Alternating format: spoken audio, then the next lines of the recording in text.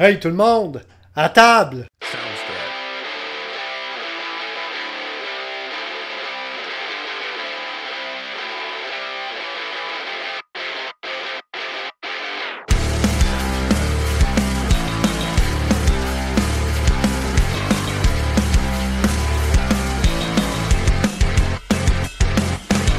Bienvenue à table, un podcast où deux gars grisonnants jasent ludique en votre compagnie.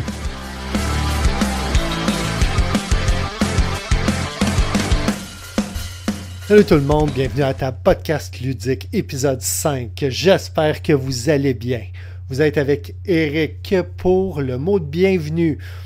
Donc aujourd'hui, encore un nouveau format, comme vous voyez là, toutes les fois, là, on expérimente avec une nouvelle formule là, pour trouver notre sweet spot.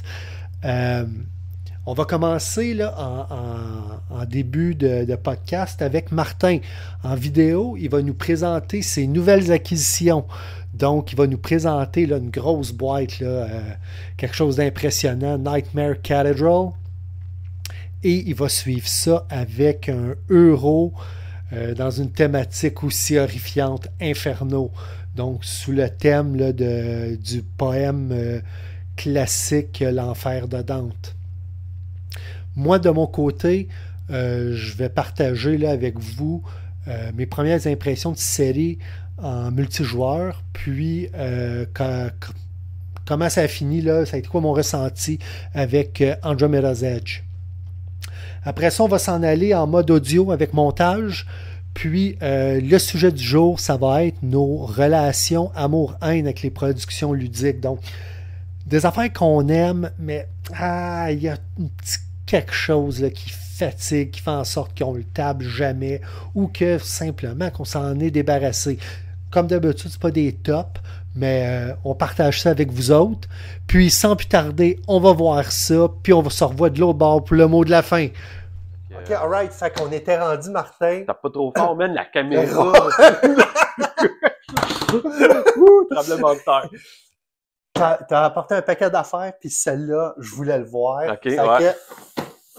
Je sais pas si je suis cadré. Ouais, t'es très, écoute, pile poil dedans. Man. Je commence à connaître ma table. La caméra. Ah, là, ça, c'est beau. Ben ouais, je vais te parler un peu de Nightmare Cathedral. C'est un jeu que j'ai essayé cette semaine. Yes. Puis, en fait, le côté Nightmare et cathédrale, bon, on va dire que c'est subjectif, là. Oui, il y a une cathédrale qui se bâtit, qui sert de timer dans le jeu. En fait, il y a comme 3 timers différents dans ce jeu-là. Ça, je vais en revenir un peu plus tard, là. Mais c'est un jeu de majorité de territoire. Ouais.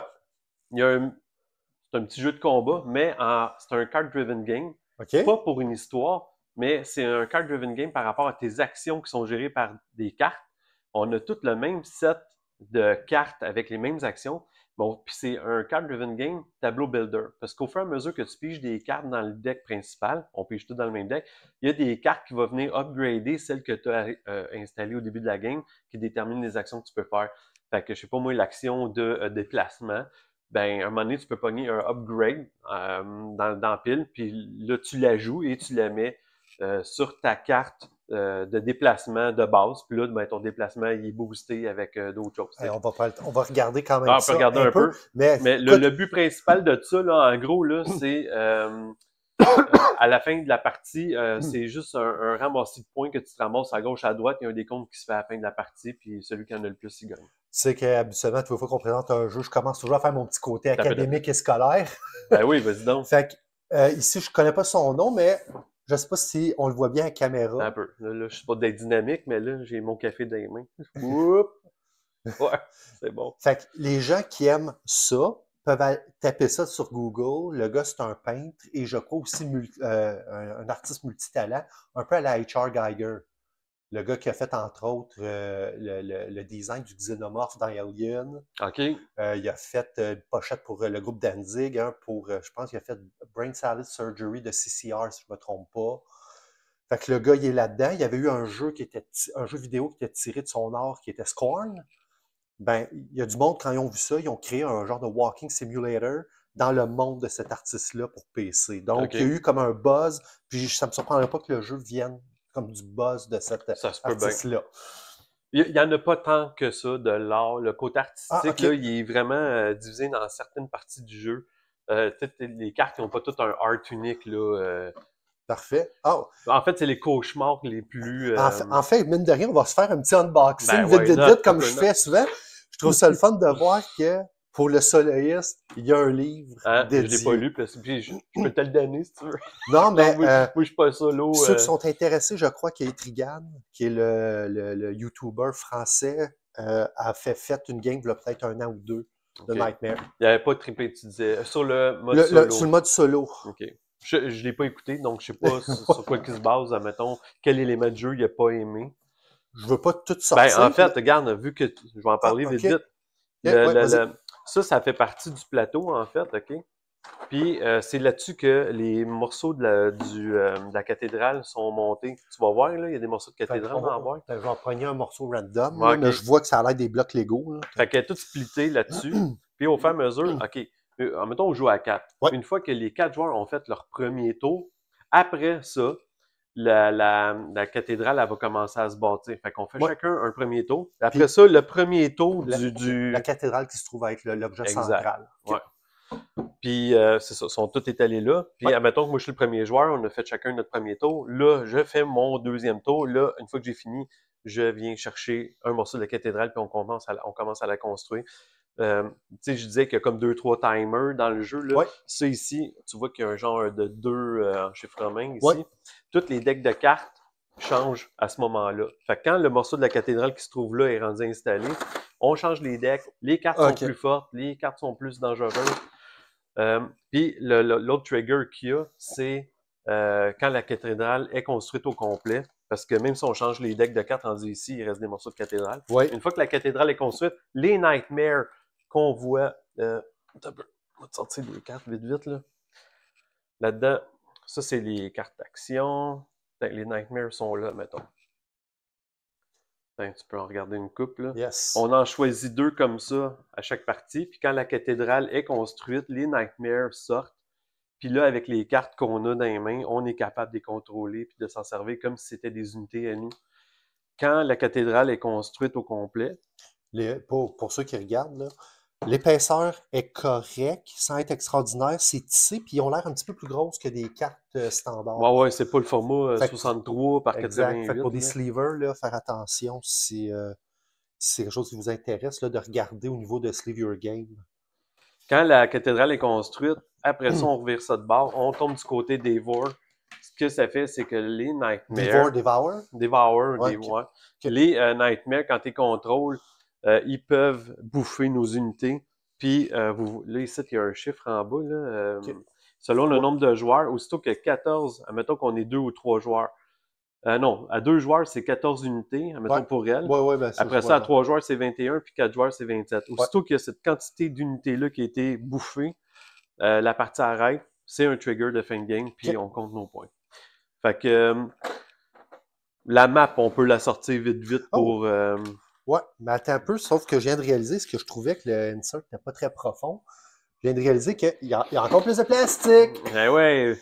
Martin, c'est genre en plastique. Mais au moins, il sert à quelque chose. C'est ça la différence.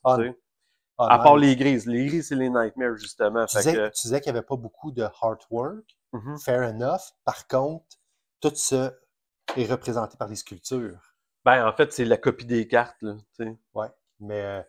avec le le petit joueur de flûte avec ses os, là, mettons, ben c'est lui, ça. C'est beau. On va mettre même. Avec un look, de la peau étirée qui ressort aussi. Ouais, c'est stretchy, ouais. C'est très aussi Clive Barker, celui qui avait fait Hellraiser, entre autres. Ouais, ça, c'est vrai que ça ressemble un peu à ça.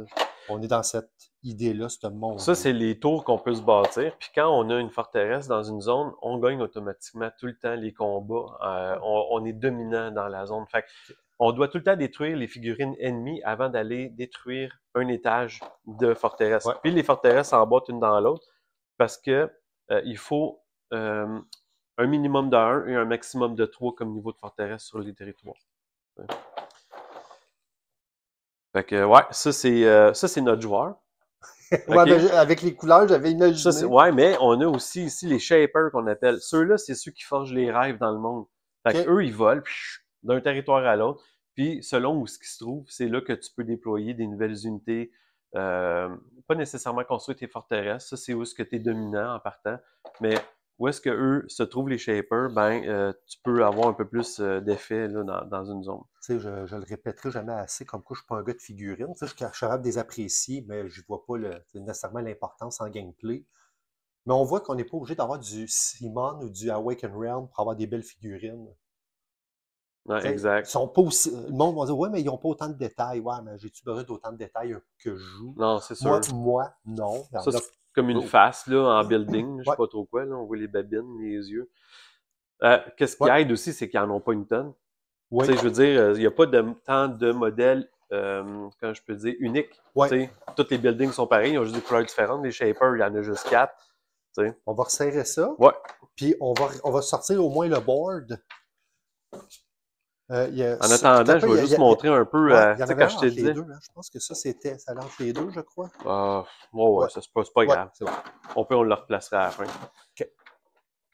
Ça, c'est les cartes, comme je te disais, d'action qu'on a. Oui. Là, je t'en montre à toi, mais je peux en montrer une autre à l'écran en même temps. Fait que, tu sais, là, tu as une carte niveau 2, c'est marqué en haut. Tu as le 2 en chiffre en main. Yes. Je sais pas si toi, c'est marqué upgrade ou non. Upgrade. OK. C'est quoi en dessous qui est marqué de ton upgrade? Manœuvre. Donc, ça, si, admettons, tu piges ça, quand tu vas faire l'action de jouer une carte, tu peux la placer par-dessus ta carte manœuvre de base, puis là, ton action va être boostée. Moi, je sais que j'ai une carte Upgrade Fortify.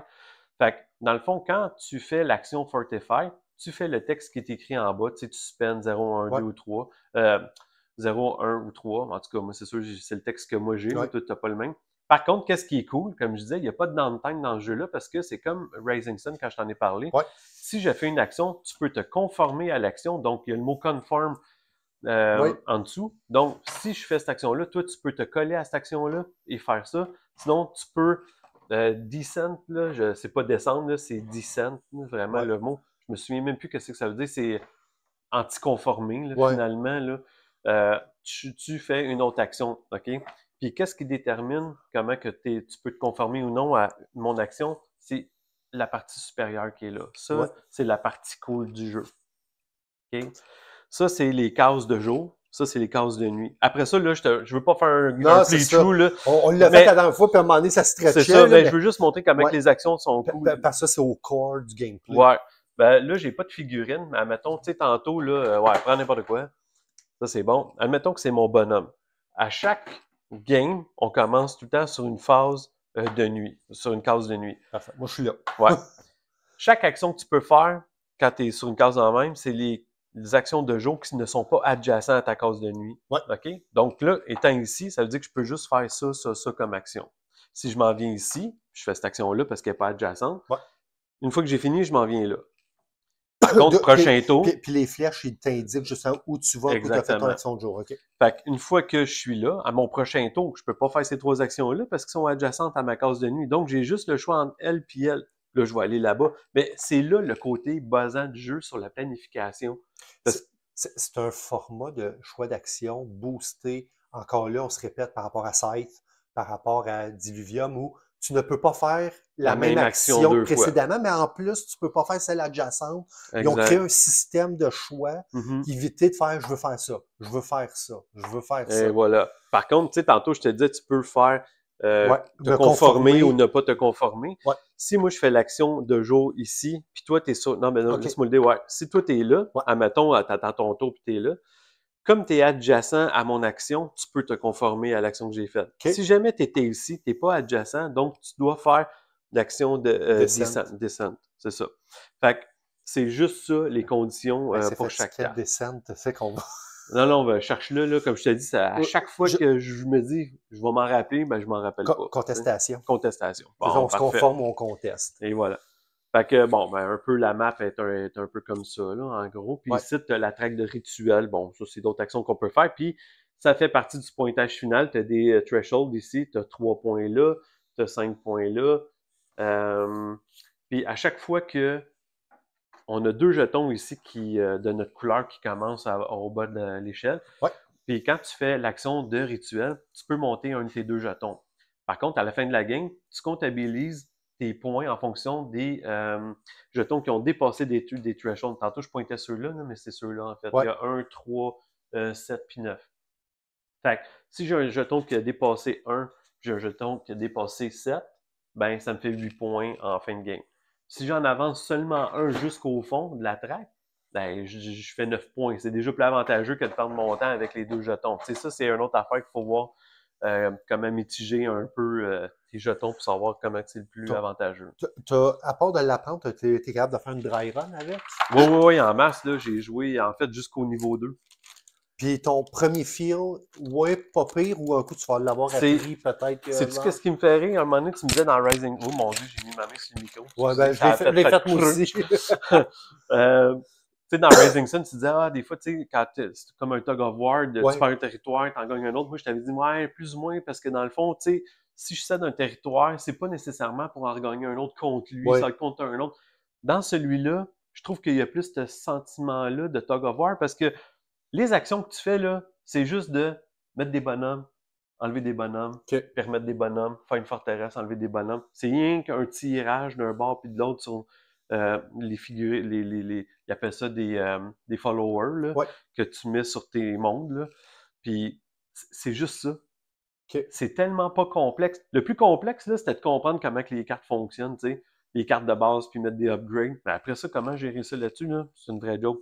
Puis c'est quand même assez quick. Il n'y a pas de downtime sur les taux de jeu, puis tu n'as pas une stratégie comme Rising Sun à tout casser. La seule affaire qui est plus longue, c'est vraiment à ce niveau-là sur le casse-tête de quelle action je fais pour être capable de faire l'action que je veux faire au prochain tour sans me bloquer si je suis adjacent. Les icônes ici, c'est pas des ça, c'est le compteur de tours. Ah, OK, c'est bon. On choisit, admettons, on décide de commencer à celui-là, le tour numéro 1. Mais quand tu as des cartes qui font des effets sur des territoires qui ont le même symbole, tu sais, comme ça, puis ça, c'est la même affaire.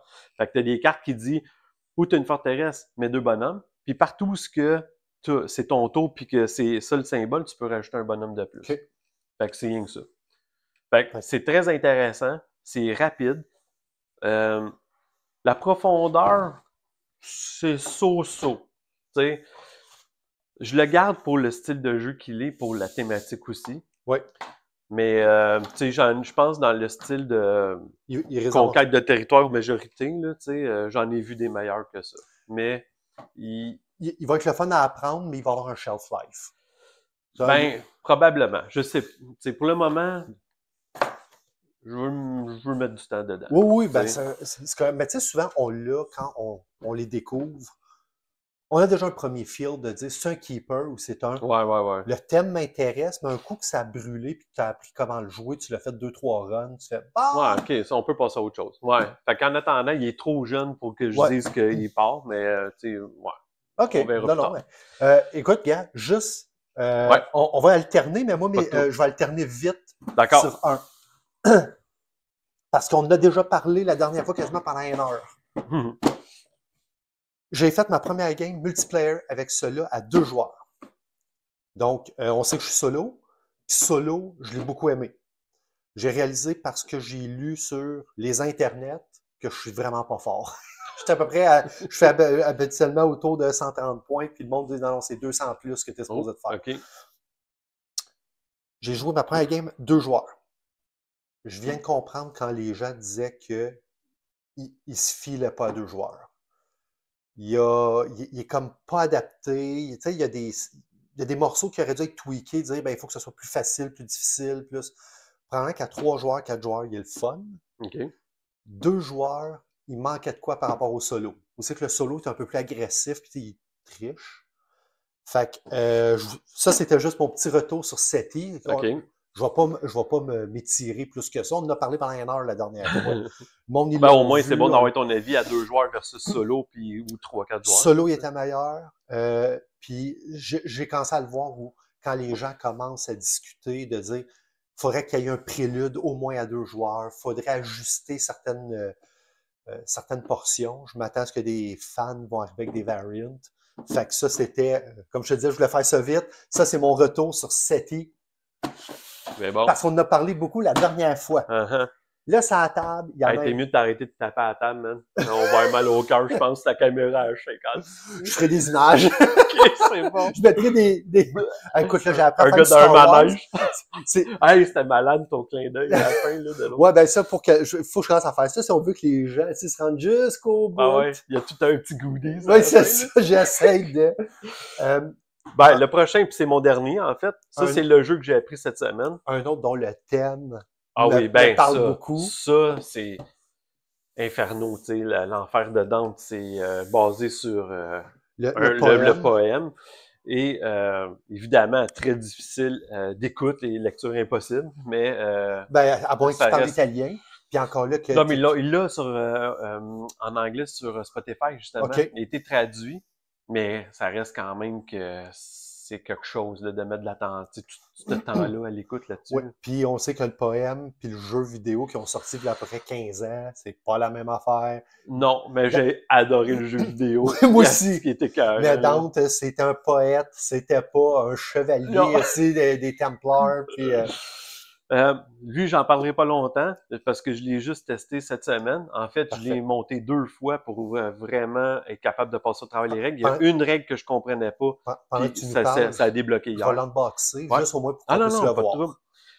C'est un euro pur et dur, vraiment intense. Je te le dis, là, il n'y a pas beaucoup de stock dans ce jeu-là, mais le mishmash de tout ça ensemble, c'est juste débile. Je suis d'ailleurs surpris, tu dis qu'il n'y a pas grand-chose, puis je m'attendais à ce que tu arrives avec une boîte comme Nightmare Cathedral. Tu sais, je m'attendais à... non, c'est vraiment tout petit, là. Ben, c'est une boîte Ticket to Ride standard, là. Ouais. Calix, c'est un 8-fold? Non, c'est un 6. OK. Fait que je vais juste te montrer vite un peu, là, un bord ou l'autre, c'est pas grave, c'est rien qu'en fonction du nombre de joueurs. Ouais. Fait qu'en haut, tu as Florence, avec tous les quartiers que tu dois installer. Ça, c'est le côté aléatoire du jeu. Ouais. Parce que tu as 4 tuiles carrées, puis tu as 4 tuiles rondes que tu installes aléatoirement à chaque game. Okay? Puis ces quartiers-là, en fait, sont liés à des symboles. Okay? Sur le côté du board, tu as des armes. C'est ça, les armes. Okay? Ça, c'est des armes qui commencent. Il y en a 4 qui commencent sur le cimetière. Et après ça, grosso modo, là, c'est que les armes partent du cimetière pour aller dans le premier cercle de l'enfer, puis là, ils doivent descendre jusqu'à temps qu'ils atteignent leur couleur. Une fois qu'ils atteignent, mettons, l'arme orange atteint un bouclier orange. Donc, la couleur des armes représente leur sins, là. Le péché. Leur péché, puis ils vont descendre. Une fois qu'ils réussissent à atteindre le niveau de leur couleur, ben, ils sont couchés là, puis ils bloquent l'action. Qu'est-ce qui est fucké dans ce jeu-là? C'est que quand tu mets un arme sur un symbole dans la main, il y a 2 phases dans le jeu. Il y a la phase Hell, puis la phase de famille. Je me souviens plus le nom exactement, quoi, là. Ce qui fait... Florence. La phase de Florence. T'sais. Fait une fois que tu mets un arme là, ça dicte nécessairement dans quel quartier tu vas aller faire ta phase Florence. Fait que là, ici, tu vois les 2 clés attachées ensemble. C'est le symbole des 2 clés qui est en haut. Ouais. Oh, on va le pointer avec la caméra. J'essaie de regarder 2 affaires en même temps. Fait que ce qui fait que si je mets mon arme là, ben nécessairement, je suis obligé de faire mes actions là-bas. C'est là où la gestion de tes actions est tout le temps en fonction de l'arme que tu vas... pas de la couleur, elle n'a pas d'importance la couleur au début. C'est vraiment où tu vas la situer sur le premier cercle de l'enfer. Après ça, ils descendent suivant les chaînes. Puis là, ben, évidemment, ben, tu continues à faire les actions en fonction du symbole où l'arme se trouve. Tu l'as écouté, le poème? C'était-tu aussi relié avec des chaînes? Parce que je trouve ça ici, c'était avec des chaînes. Le jeu vidéo, c'était avec des chaînes. Je ne peux pas dire vraiment, non. J'en doute, là, mais... OK. Là, il y a l'échelle, le chemin de Dante ici. Ça suit tout ça, ça descend jusqu'en bas. Puis quand il arrive à côté de l'étoile, jusqu'à le 2, là, ici, c'est le call de fin de partie. En fait, il y en a 2 calls de fin de partie. Avec Satan qui est là. Ouais. S'il atteint ça, la game, elle arrête, on compte nos points. Et si jamais il y a un arme qui n'est pas capable d'atteindre son cercle, admettons que c'est impossible de bouger un arme là-dedans, ce qui est quand même pas improbable, mais c'est sûr que ça peut arriver, la game arrête aussi. Bon, là, j'ai expliqué que ça, c'est les cercles de l'enfer, à l'échelle de Dante. Ça, ici, c'est les compteurs de points, de victoire. Ouais. Ça va jusqu'à 120 et plus, là, parce que ça arrête à 60. Ouais, ben là, tu as un jeton qui va faire, mettons, 60 plus. Exactement. Ça, c'est, OK, le but du jeu, évidemment, on est toutes des familles, puis on est des familles qui veulent avoir de l'infamie, là, tu sais. On veut avoir une popularité sur des mauvaises actions, si on peut dire, là, tu sais. Puis, le but du jeu d'aller en Florence, c'est que tu vas aller installer des membres de ta famille dans les lieux en Florence, puis après ça, tu peux aller accuser des gens sur leurs péchés, puis les condamner. Une fois qu'ils sont condamnés, c'est là que les âmes s'en viennent au cimetière, que c'est de même que tu es capable de fider, en fait, le cimetière, c'est en allant condamner des gens selon leurs péchés. Okay. Puis à chaque fois que tu réussis à condamner quelqu'un, ça ici, c'est les tracts des péchés. Okay. On a toutes des crânes de notre couleur de famille là-dessus. On commence à l'échelle 1. C'est ici, là, on en voit quelques-uns, des petits crânes. J'imagine que c'est ouais, ceux-là. On le voit, ouais. Fait que ces crânes-là servent à compter justement les points au niveau de ton efficacité à condamner du monde dans ces péchés-là. Il y a une traque ici parce qu'il y a deux styles de dollars. Il y a les dollars des florins, là, qui est l'argent en or. Puis tu as des drachmas, là, il me semble que c'est ça le nom, qui est les sous argentés. Ça a l'air d'être d'argent pour dealer avec l'enfer, là, je sais pas trop quoi. C'est comme dans John Wick, là, ils ont leur propre monnaie. Ça se peut. Ah, tu l'as pas vu? Je suis pas un fan d'un gars qui a un gun puis qui tue 500 gars en 1 heure, là. C'est pas mon trip. Fait que, en fait, c'est les deux styles de dollars qu'il y a.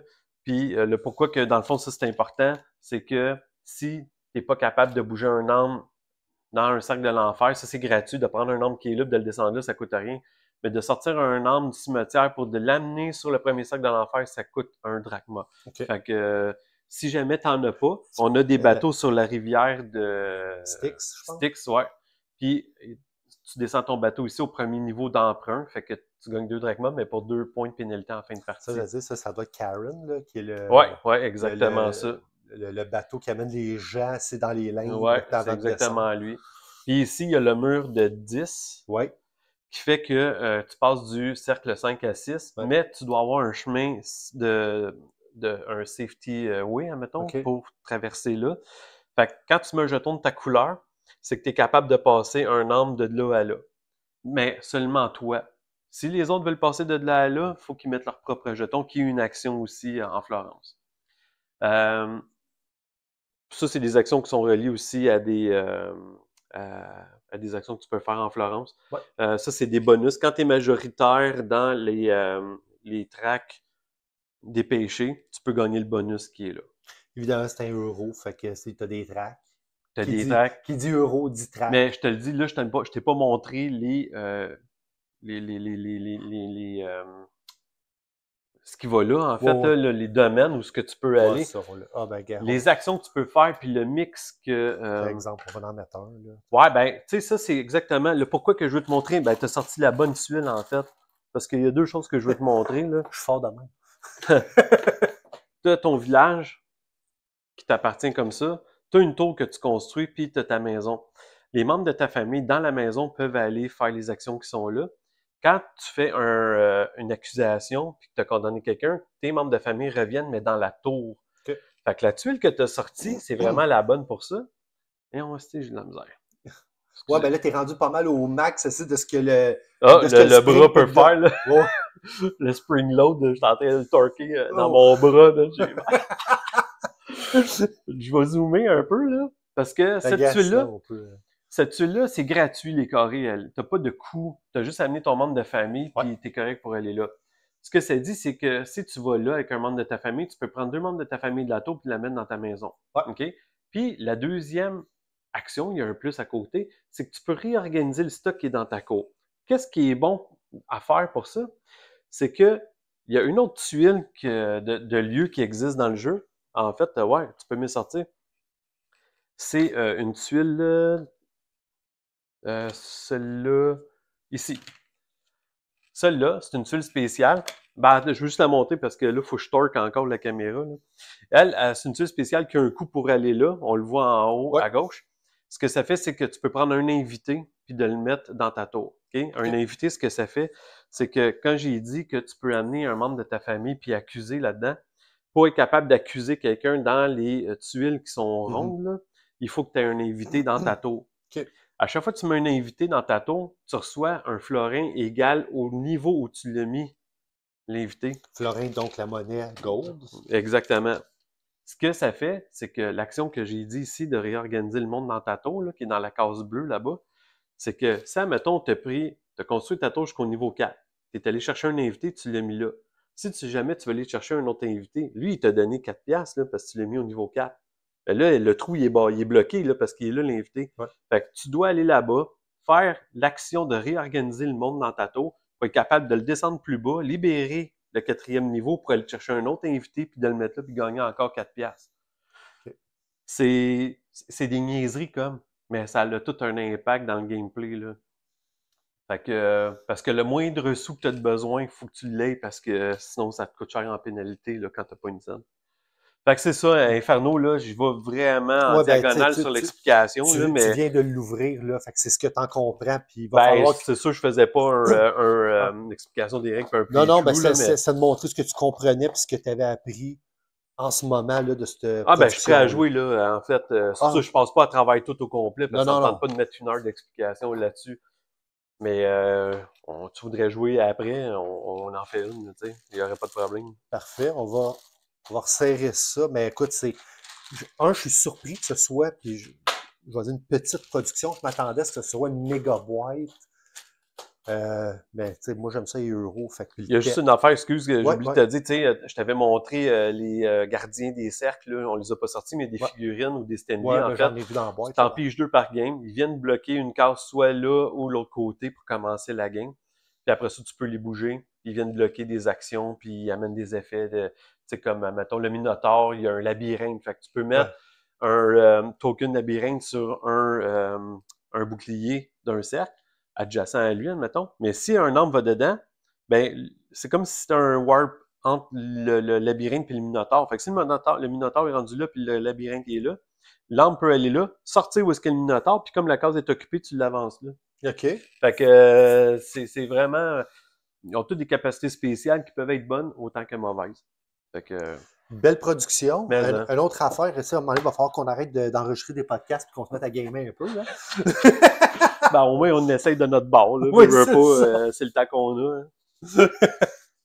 C'est pas aisé tous les jours. Et puis, tu sais, même en dedans, là, ils ont fait du artwork. Ah ouais, c'est pas une boîte à souliers, là. C'est probablement Béatrice. Et voilà. Peut-être juste un petit... T'as Virgile aussi, là, je pense, l'autre bord. Peut-être un petit closing shot sur celui-là avant que je passe juste à mon commentaire en 2 minutes ou moins. Et voilà, c'est beau. Cool, on va mettre ça ici.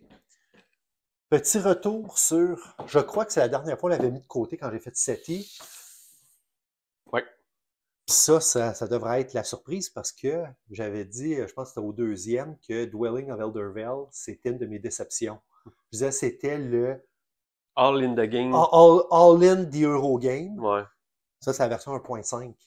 Dans le bon sens ou dans le mauvais sens? Ben, ils ont pris le thème fantasy. Ça a été racheté, je me rappelle plus, je pense que c'était Broken Game, quelque chose de même. Là, c'est Cardboard Alchemy qui l'a ramassé. OK. Puis ils ont retweaké certaines mécaniques, puis ils l'ont mis dans l'espace. Je vais au moins, je sais comme ça l'espace. On l'a fait. Clairement que, mais écoute, la boîte est pleine comme celle de SETI. Là, puis j'ai enlevé tout ce qui était multiplayer. Okay. Je l'ai mis dans la boîte d'expansion. Fait que ça, c'est pour jouer solo. OK. Imagine, c'est malade, ça. Ça, il y en a du stock. Puis tu sais, moi qui est un sleever, regarde, il n'y a rien de sleevé là-dedans, là, parce que sinon, ça ne rentre même pas dans la boîte. Ça, je dois dire, là, c'est un board qui est magnifique. Je disais, quand j'ai fait l'unboxing, qu'il était bien plus beau live que sa caméra. C'est vrai qu'il est beau. Puis il est épuré, contrairement à ce qu'on peut peut-être voir à la caméra, là. C'est pas tant chargé que ça, là. Puis il y a quelque chose... La dernière fois, je disais, c'est le fun, il est mat, il n'est pas luisant, mais je dirais même à la limite qu'il est satiné. Ouais, puis on ne voit pas les reflets, rien. C'est bon. Donc, j'ai fait une game solo, une vraie game solo. Ça veut dire pas une game d'apprentissage. Tu sais, j'ai fait comme 2-3 dry runs là, pour tester. Le livre de règles, pas mal tout est là, mais il est horrible. OK. Trouver de quoi, là, c'est dégueulasse. Ouais. Il est plus focus que Dwelling, mais il faut dire que il y a des thématiques, je les reconnais, mais on dirait qu'ils me parlent plus le fait que c'est dans l'espace. Ben, je pense que nous deux, on a un petit penchant pour ce côté-là, plus fantaisique, dragon et elfe et machin truc. Là. Tu sais, donc, une des mécaniques dans Dwelling, puis c'est ça le Dwelling, les maisons d'Eldervale, c'est que tu envoyais, mettons, un de tes workers sur un hexagone ici, puis tu pouvais le parker là avec un chapeau. Fait que tu viens de perdre ton worker, puis le chapeau, c'était une maison. Ouais. Puis je l'avais pas saisi, puis si je l'avais saisi, en fait, c'est pas un worker, mais il faut que tu vois ça comme des colons qui ont créé une colonie. OK. Puis là, soudainement, on dirait que tranquillement, le terme, puis comment... Ça, tu l'as vu à travers lui, là? À travers lui, puis à un moment donné, j'ai fait, pourquoi je l'ai pas compris? Dans l'autre? Dans l'autre, parce que ici, mettons, ils appellent ça un vaisseau de transport. Ouais, ben ouais. Mais là, un vaisseau de transport, là, t'imagines, là, sont peut-être 500 là-dedans. Ben, comme dans Passenger, là, mettons. Là, puis là, il bâtit. Puis là, ça devient, le vaisseau, c'est un support à standy. Fait que si tu construis, mettons, un observatoire, tu prends le carton d'observatoire, tu le pines dessus. L'observatoire, il y a ton worker en dessous. Puis ça, j'étais capable d'imaginer, OK, c'est des gens qui ont été, mettons, sur une planète, sur une lune, whatever, qui se sont parkés là. Puis là, soudainement, les règles d'adjacence faisaient tellement plus de sens pour moi, parce que je n'avais pas compris. OK. Les tracks, dans l'autre, les tracks étaient vides. Puis je pense qu'il y avait une coupe. Quand tu arrivais au bout d'une track, ça te faisait avancer sur une autre track qui lui te donnait des bonus. Ici, ils les ont parkés, les bonus, directement. Fait que tu montes et rapidement, tu peux voir pourquoi j'ai le goût de courir maintenant après la track bleue. Ben, parce que ça donne des goodies. Tu vois les goodies. En les voyant, c'est sûr que c'est le défi que tu as d'aller les chercher sur ce qui va t'avantager le plus. Et il y a plus, dans Dwelling, il disait que 20% des points étaient live pendant la game, puis 80% étaient au scoring final. Ici, je te dirais que c'est peut-être plus 50-50. Ah, c'est bon, ça. Donc, tu peux avoir une idée un peu plus claire d'où c'est que tu es rendu dans la game. Là, puis moi, je ne l'ai jamais le scoring à ma première game. Je trouve ça trop long. Un coup, tu as appris le jouer, là. Après à jouer, je fais ma game, puis j'ai la surprise au scoring. Puis là, c'est de réaliser que chacune des tracks va avoir une incidence sur toutes les actions que tu as prises. Okay. Donc, les différents niveaux, ben, si tu as atteint le niveau 2 de la track bleue, si tu as X nombre de patentes, tu peux faire x2 ou x3. Puis... Est-ce que la thématique, admettons, des symboles, comme tu as dit, track bleu, là, mais ça a l'air d'être la population. Oui, je pense qu'ils appellent ça civilisation. Y a-t-il un lien par rapport aux actions que tu fais ou c'est vraiment juste une question de couleur? Ici, ça va être des paquets de cartes. Okay. Puis, mettons, scientifique va être généralement, mettons, on va dire la création de goods, la création c'est ça, soit d'énergie. OK. Si tu viens ici qui est ingénierie, ben, ingénierie, ça va être la réparation ou l'échange de ressources, des transactions. Fait, exemple, ici, tu peux dire, ben, j'ai créé beaucoup d'énergie, puis après ça, je vais échanger mon énergie pour du titane. Tu sais, OK. Fait qu'il y a un roulement de tu as un engine builder à composer ça. Ça, c'est pas la force, je me rappelle plus, mais tu sais, c'est dit comme ta puissance militaire. Là. Il y a un terme spécial pour ça. Mais ça va versus tes combats. Plus tu gagnes de combats, plus ta puissance militaire. Comment tu es vu militairement dans la galaxie? Le commerce, des échanges, puis la civilisation. Puis il va y avoir des impacts. On voit que les rivières de cartes vont avoir certaines importances. On peut peut-être en voir quelques-unes ici. Il n'y a pas de rivière de cartes pour le côté militaire, ce que je peux voir? Non. T'sais, on a quelques cartes. Puis là, il y a plein de symboles. On n'ira pas dans tous les symboles. Tu sais, dans SETI, là, on voyait que les symboles étaient clairs. Puis, tu sais, là, on voit l'étoile avec, les marteaux puis la wrench ici. Oui, c'est ça. Ben, non, l'iconographie n'est pas tant claire. Il faut que tu lises le livre. OK. Ils ont créé, un peu comme Fantasy Flight, un livre de référence ou d'annexe, whatever. Ben, colis. Ils ont mis des règles importantes dans le livre de référence. Fait que non seulement, tu lis ça, puis à un moment donné, tu fais « je le trouve pas », tu vas voir sur Board Game Geek, « ah ouais, la règle que tu cherchais par rapport à tel cossin, il est dans le livre de référence, page 12 ». Fait que le livre, tu es supposé de lire juste au besoin. Non, il y a des règles à lire. Fait que là, OK, c'est beau, j'ai compris.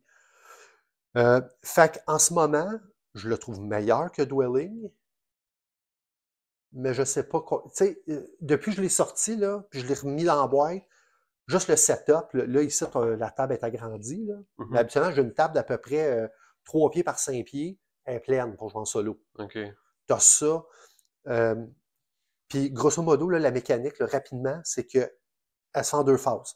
C'est un worker placement dans l'espace. Tu mets tes ouvriers, puis tu as même du combat avec des dés. Fait que, il y en a qui appellent ça un Eurotrash. Fait qu'Ameritrash et Euro. Fait qu'il y a un Eurotrash.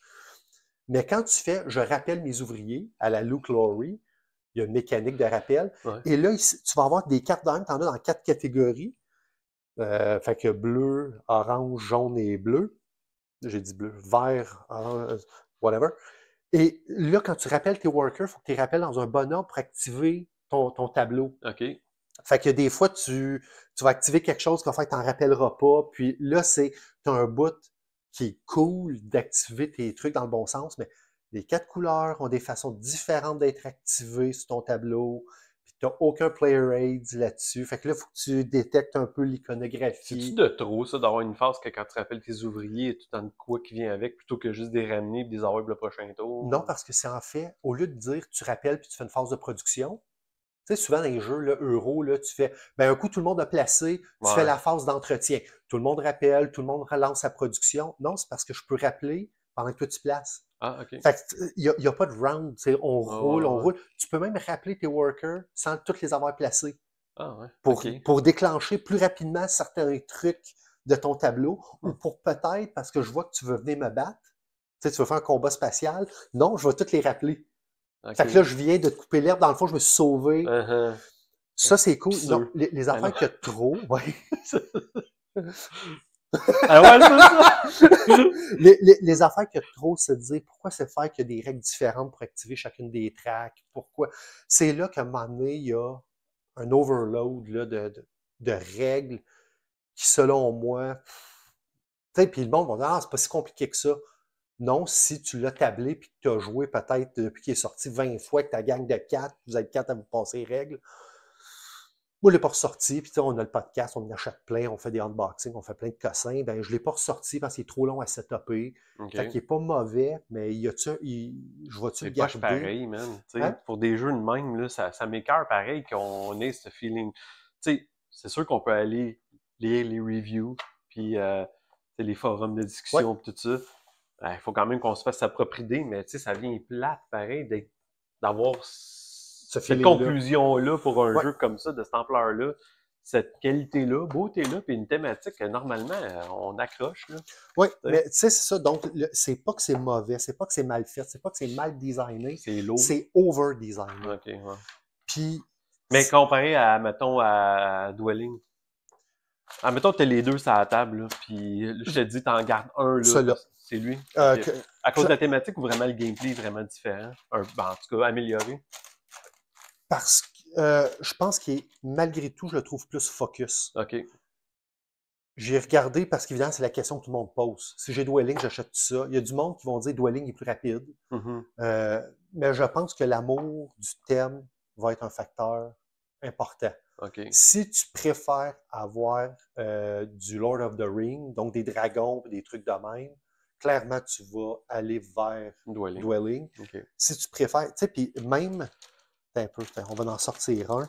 Je pense que je l'avais montré au unboxing, mais mettons, là, au lieu d'avoir mis des magiciens et tout ça, ils ont mis des vaisseaux de combat à la Battlestar Galactica, puis ce qu'il devrait être le magicien, c'est un vaisseau scientifique, USS Enterprise. Imagine, hein? Ouais.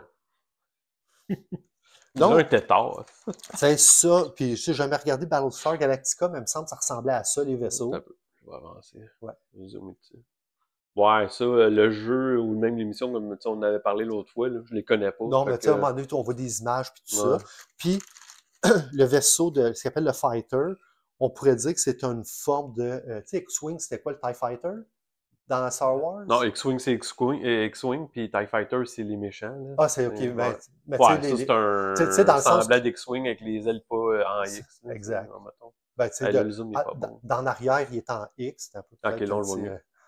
Dans l'arrière, tu vois que c'est un X, mais c'est juste qu'ils ont allongé les ailes. On voit nos beaux doigts, là.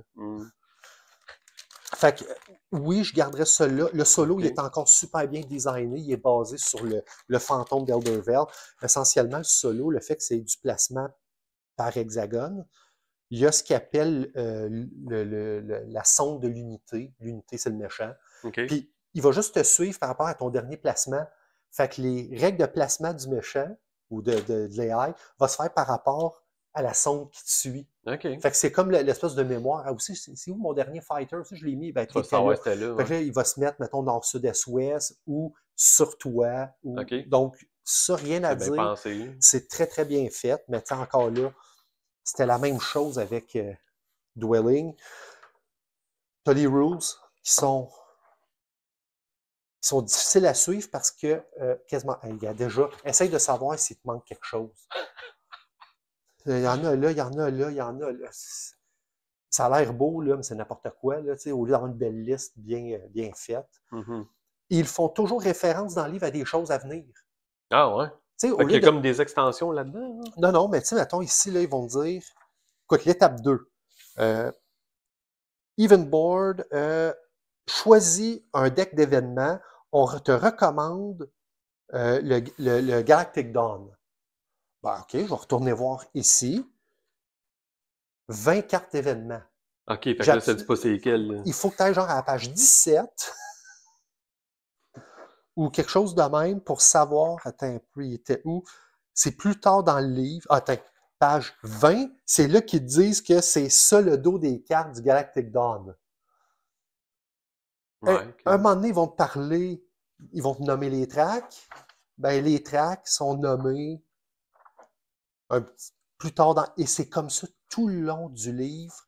Tout ce qui fait référence est expliqué après, alors qu'il y aurait peut-être dû avoir un 8 pages de concepts généraux et identification des éléments. Dans le livre de référence, c'était pas écrit dedans que le deck est divisé? Mais tout est là, mais sauf que moi, quand je set up, ben, je fais OK, ici, j'ai des cartes d'événements. Fait que je me dis, ben, ils vont me dire, place la carte d'événement. Ah non, là, il faut que je les sépare. Ouais.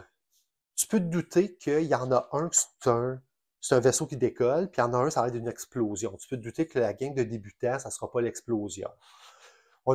Mais ça fait quand même en sorte que ça crée des questions. Ah, c'est des confusions, ben oui. À l'étape 2 du setup. T'es pas rendu loin, hein? Il t'en reste encore 18 autres étapes.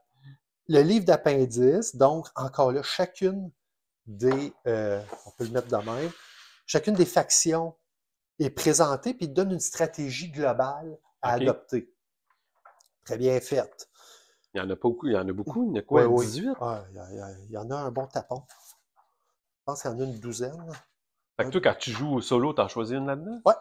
Ben ouais. Fait que pour rouler à travers tous ceux-là, ça fait quand même une bonne coupe de games. Ah, t'as de la replayability, là. Ouais, t'as rejouabilité pas mal. Mais, tu sais, est-ce que le gameplay change tant que ça d'une faction à l'autre? C'est que l'autre, il y a 8 de vie, l'autre, il y a 6, puis c'est la différence. Je pense que jamais je vais jouer suffisamment pour arriver à ce niveau de intellectuel-là du jeu, là, de savoir c'est quoi là vraiment quand je dois changer. J'ai joué à 100 parties de Terraforming Mars, puis je ne suis jamais arrivé là parce que je le joue pour faire des affaires. Cette carte-là, ça coûte bien trop cher. Ouais, je veux la jouer pareil. Je veux voir ce que ça va me donner. Okay. D'ailleurs, ma game de SETI, la dernière fois, j'ai fait un move. Je me suis préparé pour faire un genre 30 points d'un coup. J'ai perdu ma game pareil. Mais, je veux l'essayer. À un moment donné, ça, c'est des règles sur les méchants. Okay. La colonne ici, ben ça aurait dû se retrouver dans le livre des règlements. C'est des règles importantes de comment jouer. C'est pas juste des rappels, c'est pas juste des contextuels, c'est des règles importantes qu'ils n'ont pas mis là-dedans. Fait que c'est... Puis, sans compter que pour jouer solo, ça te prend le livre Escalation, l'expansion. Ça, c'est ce qui est dans la boîte, là, tu disais. Ouais, ça te prend une expansion qui rajoute un paquet de cossins. Tu sais, c'est more of the same, là, des cartes et des tuiles. Mais moi, c'est surtout pour le mode solo que j'ai été le chercher, qui est assez fiddly. En gameplay ou en lecture, tu parles? En gameplay. OK. Parce qu'il a des règles différentes des règles régulières. Il n'y en a pas tant, mais dans un jeu qui est assez procédural, puis là, quand tu fais ça, puis il ne faut pas que tu en échappes une, sinon le château de cartes va s'effondrer. OK. Ouais. Fait qu'il est bien fait, mais mettons que j'ai la moitié de la table, c'est juste des player aids. Ouais. Tu vois, dans le thème de l'espace puis exploration ou colonisation, ben peut-être pas colonisation tant que ça, je pense que ça va dépendre de la planète, là, mais je me suis fait une liste de jeux que je veux pour 2025. Ouais. Et j'en avais 6, j'en ai délité 4, j'en ai pogné un, j'en ai remis 2. Si j'arrête pas de jouer avec, finalement, je suis pas capable de m'entendre avec moi-même sur ce que je veux. Je me demande si Unsettled, ça serait pas un jeu qui m'intéresserait. Ouais. Ça fait quand même un bout de ses sorties. Orange Nebula a fait Vindication aussi, que j'ai vraiment pas aimé. Lequel? Vindication. Oui. Mais j'ai trouvé ça trop mauvais là, comme game. Tu sais, c'est comme... Il n'y a rien de représentatif dans le monde de Vindication dans ce jeu-là, je trouve. Là, tu sais, t'aurais pu faire un jeu avec n'importe quel autre thème, ça aurait fait la même affaire. Par contre, Unsettled semble avoir un style unique à lui il y a un jeu de base, tu sais, un gameplay de base, mais selon ta planète, ça amène d'autres règles, tu sais, parce que justement, t'explores des parties différentes de l'espace. Oui, puis je pense que c'est un jeu avec des plugins, genre t'as le core, puis t'achètes des planètes. Exact, c'est ça, tu sais. Mais il y a 4 planètes peut-être dans la boîte de base. Puis il y a 3 styles de scénario par planète. Fait que la rejouabilité pour une planète est quand même là 3 fois. Le temps de l'apprendre, le temps de la jouer comme il faut, puis le temps de jouer avec quelqu'un. Juste pour remplir le... Sans la Ah ouais, pas de trouble. On peut faire ça aussi. Là, mais non, mais je pense qu'Unsettled, tu mettrais une belle image de ça. Oui, je mettrais Unsettled ici. Fait que, ouais, je pense que je vais le mettre sur ma liste, puis je vais le remplacer par un autre que... Tu sais, j'ai mis Sol de Last Day of the Stars. The Last Days of a Star. Ouais. Puis il est comme introuvable, là. Fait que je me dis peut-être j'ai plus de chances de pogner Unsettled. Puis peut-être que le gameplay il a l'air plus gros que juste tourner en rond autour d'une étoile en train de mourir. Fait que je pense que pour le thème spatial, ça pourrait être un des prochains que je pognerais. Parce que SETI, lui, je continue à penser que tu l'aimerais. Andromeda Z, je pense que juste pour ce que j'appelle, tu sais, tu l'as vu, tu l'as expérimenté. Je suis pas sûr que, tu sais, le temps du teach, de le jouer avec le temps limité qu'on a, si à un moment donné j'ai à choisir, c'est sûr que ça va être SETI que je vais te montrer. Pas celui-là. Pas parce qu'il n'est pas bon, juste parce qu'encore là, dans un temps limité, avec tout ce qu'on se montre et qu'on n'a jamais le temps de tabler, ça, c'est un teach d'une heure. Là. Ben, il reste quand même un thème fantaisique sur l'espace, tandis que SETI, tu le dis, c'est du hard science, plus basé sur des vraies choses ou des théories. Fait que ce qui fait que je serais plus porté à jouer à la série en premier. Écoute, est-ce qu'on va rapper ça pour la portion filmée? Mais là, nous autres, on avait un thème. Fait que ce qu'on fait, puis moi, ça va être, dans le fond, on va juste être en audio. Puis après ça, je vais faire du montage après ça. Mais on rappe ça pour cette partie-là. On s'en va de l'autre bord. Parfait. Ciao. Tantôt.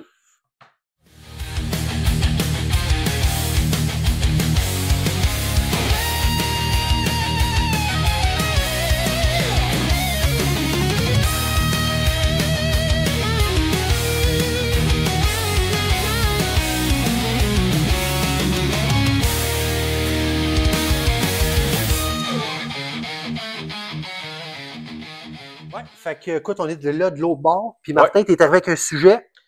Ben oui, en fait, je t'avais proposé peut-être qu'on parle de relations amoureuses avec certains jeux. Tu sais, l'espèce d'esprit que tu as un jeu, tu l'as voulu, tu veux l'aimer, mais il y a de quoi qui accroche, puis que tu le remets sur la tablette, puis que 2 mois plus tard, tu le ressors, tu fais encore, tu sais, puis tu le retablettes encore ou tu le vends.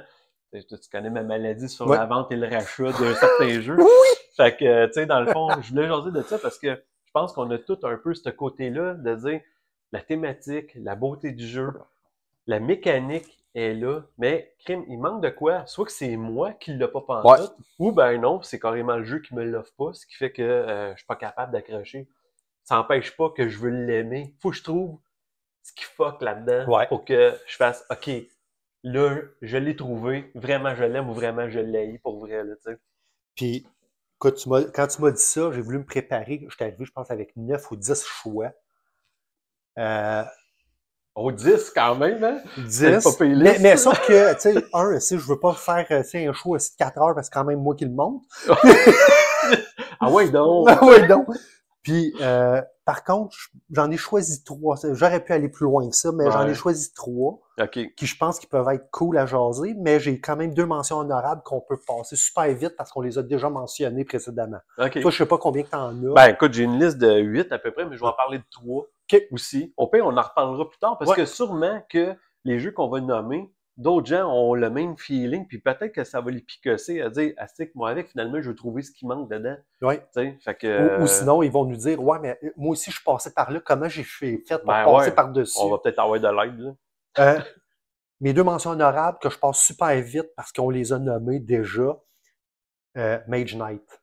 Ah ouais, ben il est dans ma liste. Ah, bon, ben écoute. Ben, j'en parle pas, mais il est dans ma liste. Ben, pareil, je l'avais mis. OK, il faisait pas partie d'eux. Moi, c'était l'idée. Quand je l'ai setupé, j'ai fait enfin, j'ai un jeu d'exploration, de conquête, Mhm. que en dedans d'une heure ou deux, je pars d'un mage avec qui a pas grand-chose, puis soudainement, j'ai découvert des terres, des tombeaux, des châteaux. Je me bats au bout de 2 heures contre des dragons. Mais puis c'est même pas les règles que je trouvais trop dures, mais je ne vais le dire, je suis pas assez brillant pour comprendre le card play, pour être capable de le maximiser au bout. Il est trop serré pour Ouais, moi. ben c'est le même feeling. C'est la même affaire que j'avais parce que le côté aventure, il était vraiment bien reflété dans ce jeu-là. Je voulais le vivre. Puis, en partie, dès que tu pars de de ta zone de départ, là, mettons, dès que tu sors de ça pour aller à la première case, tu fais aïe aïe, direct que tu mets tes pieds sur un No Man's Land pour la première fois, puis tu fais aïe aïe, c'est hot, tu sais. Aussitôt que t'es pogné à une première embûche qui est justement par rapport à la gestion des cartes puis optimiser tout ça, ah sac, man, moi ça m'a tué, là. Mais Ouais. tu sais, hein, je suis pas deck builder, je suis pas. Moi non plus. Je suis un gars de card-driven game, j'aime ça quand même, mais de maxer mon gameplay par rapport à un deck de cartes tout le temps, non, ça, c'est là que ça m'a bloqué. Probablement, ben ça, c'est le point. Il faut que je passe par-dessus ça pour apprécier le jeu. Puis, tu sais, ça a été ça. Puis, quand j'ai parlé d'expédition, je disais, crime, ça aurait pu être ce qu'on voulait. Puis, non, le jeu, c'est pas ça, puis ainsi va la vie. Fait que ça, c'était mon. Ouais, vas-y. Je veux juste donner. Tu vois, on parle d'un jeu comme ça, là, Ouais. un jeu que j'ai senti ce feel-là, que j'ai réussi à l'avoir. Ouais. La seule affaire que j'ai pas aimé le jeu, c'est un ride game. Tu sais, c'est pas un roll and ride. Ben oui, c'est un roll and ride. Là. C'est Explore It. Explore It, il y a une série, là, le 5e s'en vient là, de la série. Je pense qu'il va en avoir 6 au total, là, mais moi j'ai arrêté au 4e avec les vampires. Quand même. Mais le premier reste mon meilleur, c'est Valley of the Dead King. Explore It, tu vas avoir un fil d'exploration, d'avoir des bounties, des rencontres, d'avoir des capacités à chaque game différentes par rapport à tes personnages.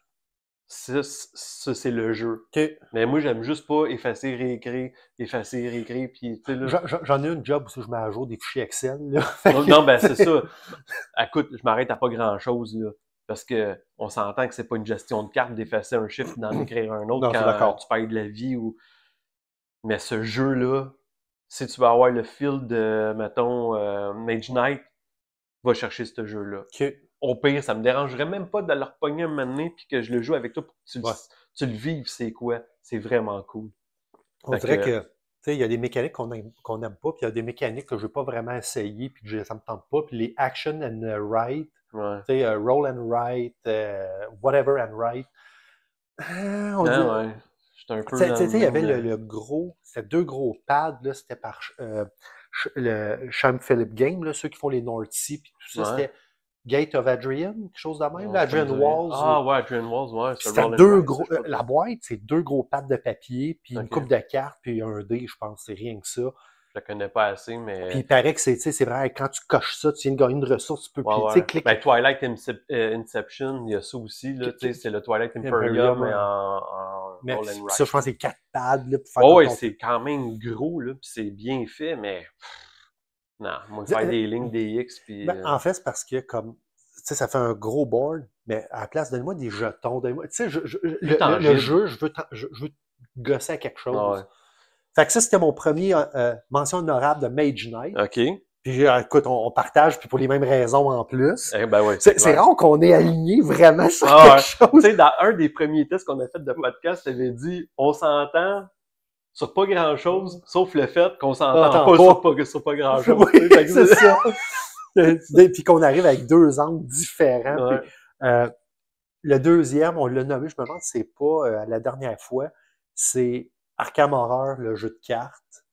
OK. Puis toi, tu avais eu celui de Lord of the Rings, me semble. Non, mais j'ai eu... Ah oui, c'est ça. Toi, ça, c'est le GC... le jeu de card game, là, des living card games. Ouais, j'ai eu The Lord of the Rings.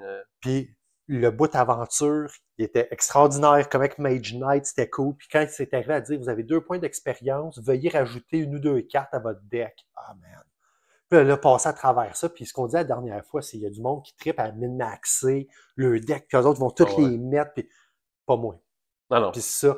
Puis encore là, les autres disaient, ah ouais, mais si, tu sais, il y a des bases de données. Ah ouais, ils vont faire un point, moi, sur mon PC. Non. C'est bon. Tu vois, on se rejoint aussi là-dessus parce que c'est ce que j'avais expliqué pour Lord of the Rings. J'ai joué avec le deck de base qui est monté dans le jeu de base. Puis peu importe l'extension que j'avais, c'est tout le temps avec ces cartes-là que je jouais. J'ai jamais pensé à comboer. Ah oui, ça va être bon avec ça, avec ça. Peut-être que c'est à cause que j'ai pas assez de temps. Ce qui fait que moi, je veux mettre un board sur la table puis jouer tout de suite.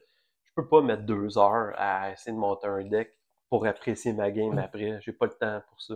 Puis un jeu que j'avais essayé, je l'ai eu sur la table, 3 games, puis j'ai fait, tu sais, à un moment donné, tu sais comment c'est, là, on en a, puis il faut juste vider nos armoires.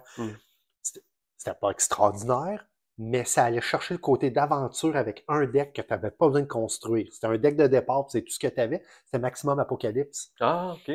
Ah oui, c'est vrai. Je sais pas si tu l'as déjà essayé. Non, mais tu me l'as montré, ça m'avait intéressé. C'est une petite boîte sur le long. Tu fais ta map avec des tuiles que tu révèles. C'est un affaire de zombie. Mais c'est plus ou moins la même mécanique où tu portes une main de 5 cartes, mais au lieu de juste jouer deck builder, ben là, il y en a que tu peux mettre devant toi, il y a des armes que tu peux préparer. À un moment donné, hop, je veux un pack-sac pour avoir d'autres choses. Puis c'était exactement ça, mais sans avoir le deck construction. C'était bien fait. Solo, probablement qu'à 2, c'est plus le fun. Okay. Ça, c'est full co-op, là. Ouais, c'est full co-op, mais probablement quand même le boss d'être au moins 2 puis d'essayer de discuter de la stratégie. Oui. Tout seul, je pense qu'il était trop simple. OK. Pas simple à gagner, mais simple mécaniquement. Tu sais, à un moment donné, tu as l'impression de juste flipper des cartes. Mais sinon, belle production. Moi, je dirais du monde qui sont capables de se le trouver seconde main. Go, là. Ça, c'était très bien. C'était mes 2 mentions honorables. Donc? Tu veux que j'y aille avec mon premier? Ben ouais, parce que moi, j'ai pas de mention honorable. OK. Ben en fait, ouais, Mage Knight, ça en était un aussi, sans le vouloir. OK, je vais choisir, je les avais numérotés, mais je vais zut l'ordre. Le premier, c'est un regroupement d'amour-haine. Les designs de David Turczi. Pourquoi? J'en ai, tu sais, j'ai des modes solo de lui, mais j'ai Tawantin Suyu qu'on a joué ensemble. J'ai eu Nucleum qui a été super populaire. Je l'ai eu l'espace d'une game ou 2, puis je l'ai revendu.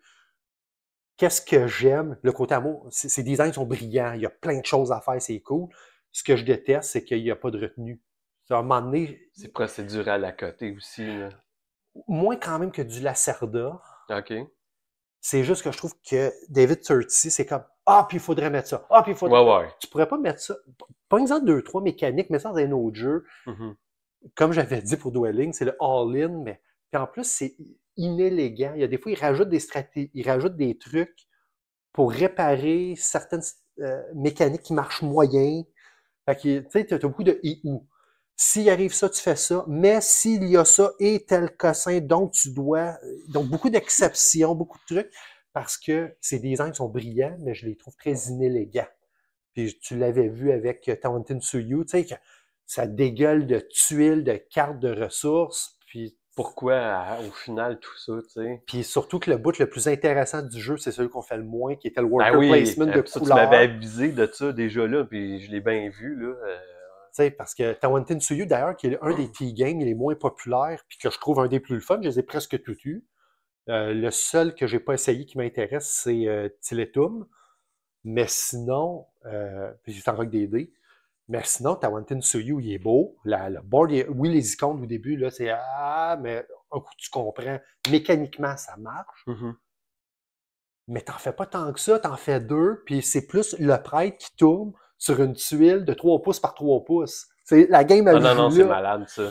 Fait que c'est... Puis tu me l'avais dit, tourner autour de ça, c'est l'affaire principale du jeu. Essaye pas trop de t'étendre ou... Comment... C'était quoi le terme que j'avais utilisé ça? C'est de Path to Glory, je pense que je t'avais dit. Où le chemin pour gagner, c'est pas les workers, c'est ton prêtre qui tourne au top. Puis tu as 2 sortes de cartes. Les cartes ont 3 formes d'utilité, mais il y en a 2 qui overlappent, mais pas tout à fait. Puis... Fait que... Le seul que j'ai de lui présentement, Ben, je dis le seul, c'est pas vrai, j'en ai d'autres avec son nom dessus, là, mais tu sais, Persévérance. Ouais. Que Ça tu as fait partie vendu, de que tu as ça que j'ai racheté. racheté, qui est encore sur la tablette parce que je veux prendre le temps d'apprendre le scénario, l'épisode numéro 2, bien comme faut. Là. Mais tu sais, je le vois là, je vois ce que tu dis à travers Persévérance. Tu sais, Ouais. il y a beaucoup de détails qui accrochent. Tu sais, faut le faire, c'est correct. Tu sais, Ouais. ça fait partie du jeu. Mais c'était-il nécessaire d'aller jusque-là pour complexifier? On dirait que le but, c'est de dire, moi, je pars d'un niveau de complexité de temps. Maintenant, je fais quoi pour me rendre là? Ouais. Au lieu de dire, à la base, le jeu peut être seulement ça. Voici les règles qui nous permettent de jouer de cette Ouais. façon-là. Il y a une renommée, puis j'imagine qu'ils s'accotent là-dessus. Puis c'est bien correct, parce que dans le fond, ils ont tout leur style, là, Ouais. les créateurs de mode solo ou de designers de jeux. Mais tu sais, t'aimes ou t'aimes pas. Puis tu sais, on l'aime pour certains jeux. Moi, je l'aime moins. Mais je vais vivre avec parce que Persévérance, je veux pas. Ça sort des T-Games, justement, Ouais. puis tout ça, là, on est vraiment ailleurs. Fait que, tu sais, je vais le garder. Il est unique dans son genre, dans le genre de jeu que j'ai, là. Un dice placement, je n'ai pas tant que ça. Je pense que c'est le seul que j'ai. Fait que je OK. vais le garder pour tout de suite. Là, Fait que ça, c'était mon numéro 3. C'est la plupart des designs de David Turczi sont brillants, mais inélégants et over-complexes pour ce qu'ils apportent. Ouais, ben d'accord. Fait que là, tu veux que j'aille à mon Ben, numéro 3? c'est sûr. Je vais y aller avec Sabotage de Power Games. Sabotage, c'est un jeu... la boîte de jeu sert d'écran entre les deux équipes. Ça se joue 1 contre 1, mais c'est mieux 2 contre 2. Ouais, ça me dit de quoi? On est des espions d'un bord et des méchants de l'autre bord. Okay? C'est un genre de jeu à déplacement caché. Okay. C'est comme un Battleship 2.0 Ouais. vraiment évolué. Là. Okay. Le méchant, dans son lair, il y a des lasers pour détruire, mettons, je sais pas moi, la Terre ou n'importe quoi. Toi, tu es un espion qui doit aller détruire les lasers avant qu'ils les mettent à on puis qu'ils pètent tout. Ouais. Le jeu, il est super intéressant. Il est cartoonish. Le style de Power Games, c'est un peu comme Burgle Brew, là, tu sais. Ouais. En tout cas, il y a tous ces jeux qui ont le même style de design. Qui rend que même si c'est un thème un peu plus espionnage et compagnie, un kid peut jouer à ça parce que... Non, c'est très, très, très lourd. Ah oui, c'est très lourd? C'est mal OK, parce qu'en expliqué. plus, l'image que tu me montres, il y a un kid en arrière. Oh, ben ça, moi, avec, je peux prendre une photo avec mon gars Oui, devant, mais- en arrière, et dire, il n'y a rien là, je vois ça. OK. Mais non, c'est quand même assez Ok. lourd. Puis qu'est-ce qui accroche dans ce jeu-là? C'est vraiment le player board là, que tu Ouais. vois là. C'est que c'est un jeu par gestion de dés. Ouais. C'est que au début de la game, on a toutes 4 dés, mais on en base seulement 2. Puis tu as des tuiles d'action de base, puis tu en as des plus évoluées que tu peux débarrer au fur et à mesure que tu avances dans la game. Par contre, ce qui arrive, c'est que les dés, quand tu les brasses, admettons que tu as 1 et 2, ben avec 1 et 2, tu peux juste te déplacer, admettons. Puis si tu as 1, c'est que tu te déplaces de 1 dans la direction que, mettons, tu as mis ton dé en haut, en bas, gauche, droite. C'est assez abstrait comme style d'action parce que les petits cardboards te disent qu'est-ce que tu peux faire. Ils te disent aussi quelle valeur de dé tu as besoin pour être capable de faire cette action-là. Mais ce qui arrive, c'est que c'est sûr c'est un jeu de confiance. Là. Le gars l'autre bord, là, quand il joue, là, ça, mettons, il n'a pas brassé, comment je peux dire. C'est tricher ses résultats. Ben, en fait, c'est que qu'est-ce qui est con? C'est ça qui est con de ce jeu-là un peu. C'est que toi, tu es le premier joueur, mettons, là, tu brasses tes dés, on doit tous mettre nos dés à tes valeurs de dés à toi. OK. T'sais? Fait qu'on est comme soumis à tes valeurs de dés pour faire nos propres actions. Je trouve ça un peu weird comme principe parce que pourquoi je me fierais, mettons, à l'espion, moi, comme méchant, pour gérer mes actions, tu sais. Okay. Fait que ça, c'était un petit côté fiddly du jeu que j'ai pas vraiment aimé. Puis, le côté... il y a des éléments dans le jeu que tu te demandes pourquoi ils sont là. Ouais. Tu sais, il y a des petites pierres, là, des petites pierres bleutées, là, qui chaînent, là. Ouais. Il y en a pour le côté, mettons, espion. Là, ça se peut que je me trompe parce que je l'ai vendu sur un bout, OK? Mais pour le côté espion, tu as une petite pierre là même, admettons. Puis le côté méchant, t'en as 20. Tu sais? Là, tu te dis pourquoi? Là, c'est même pas écrit nulle part, mais ça a l'air que c'est pour tracker les espions, ils se trouvent où, ça map. Okay. À un moment donné, quand t'es rendu avec 20 pierres, crime, sur ta map, tu te sont partout. Ouais. C'est quoi l'idée d'avoir autant de pierres? Là, ça se peut que ça se... Là, c'est comme j'ai dit en intro de ce module-là là, de discussion. C'est là que j'ai accroché. Des affaires que je comprends pas pourquoi c'est là, ça m'aide pas à aimer un jeu. Non. Puis je trouve pas la raison nulle part. Fait que si jamais quelqu'un peut me le dire, peut-être que ça va faire « Ben oui, je suis bien tarte. » Fait que je vais peut-être me le repogner. Mais je veux l'aimer, ce jeu-là, parce que j'adore Battleship, aussi con que ce jeu-là peut être. C'est dans mes top jeux style Walmart. J'aimerais ça jouer à ce jeu-là. Puis tu sais, tu dis ça, c'est pas con parce que moi j'en ai. Il y en a un que j'ai barré, c'était Findorf de Friedman Freeze. Le jeu, il est pas extraordinaire, mais il est bon. Mm-hmm. Mais il était overproduced. C'est un jeu dans petite boîte qui a produit en grosse boîte, puis le niveau de jeu n'était pas égal au niveau de production. Okay. Puis trop de pièces que pourquoi qu'il a mis ça dans la boîte. J'ai tout sacré ça dans la boîte, j'ai fait, t'as voulu me vendre de la junk, moi je te revends, tu restes pas. Puis moi, j'accroche quand il y a des éléments qui me servent pas, que je comprends pas le design de pourquoi que c'est là. Ouais. Ben, ça a l'air ça, c'est pas niaiseux, c'est... Il a fait des révisions de livres de règles 2.0 et ainsi de suite. Je pense qu'il a lâché prise parce que l'auteur, je pense qu'il a avoué lui-même que, tu sais, il a peut-être fait un release du jeu trop rapidement. Ouais. Puis qu'il a manqué certains bouts. Il y a un moment donné... Je l'aime, le jeu. Ouais. Colin. Je veux le rejouer, mais j'accroche. Les Anglais, ils appellent ça « It's not quite there ». Non, c'est ça. Tu sais, t'es quasiment, là, mettons, il manquait peut-être encore 4 mois au four, là, pour qu'il soit fini. Ouais. Puis, ben, essentiellement, prématuré, essentiellement tous les designs de Jamie Stegmaier. Moi, j'en ai pas assez joué pour dire ça, mais... j'en ai joué une couple. T'en as joué pas mal, toi. Fait que... Ah, c'est bol. Puis c'est toujours ça, c'est toujours not quite there. Ils sont presque, pour moi, là, ils sont presque là. Mais c'est là que tu disais, les extensions viennent corriger le jeu de base. Ça devrait pas servir à ça. L'extension devrait améliorer l'expérience que tu as eue avec le jeu de base. Corriger. Exact. Fait que dans le fond, bon, c'est ça, sabotage. Je le trouverais vraiment en spécial, seconde main, n'importe quoi, là. Je pense que je me le reprendrais pour que tu l'essayes, puis que tu vois avec moi si où que ça clash. Ouais. Puis, mais sauf qu'avant, je vais essayer Burgle Brew, quelque chose Burgle de même. Brew, ouais, le vol de casino, ouais, ça, il partira pas, là. C'est vraiment cool. OK, phew. Il est pas dans ma liste d'amour. Non, mais c'est qu'à la vitesse qu'on en vend, non, c'est il y a des fois, tu sais, combien de fois tu te dis, il faudrait que je l'essaye, puis 2 semaines après, tu vois, il est vendu dans ma liste. C'est comme, excuse Martin, là, mais je suis comme toi, c'est l'argent roule. Ah, ben, puis j'ai une comme je t'ai dit. J'ai une Calax de 2x4, hein, ça se remplit vite. Ça se remplit vite. Puis, par contre, tu sais, on avait parlé un peu d'avoir une genre de bibliothèque de 52 jeux pour un par semaine. Ouais. Éventuellement, à force de rouler comme ça va seulement être mes préférés. Puis à un moment donné, ça va être crève-cœur d'en sortir un pour en rentrer un nouveau que je serais peut-être pas sûr.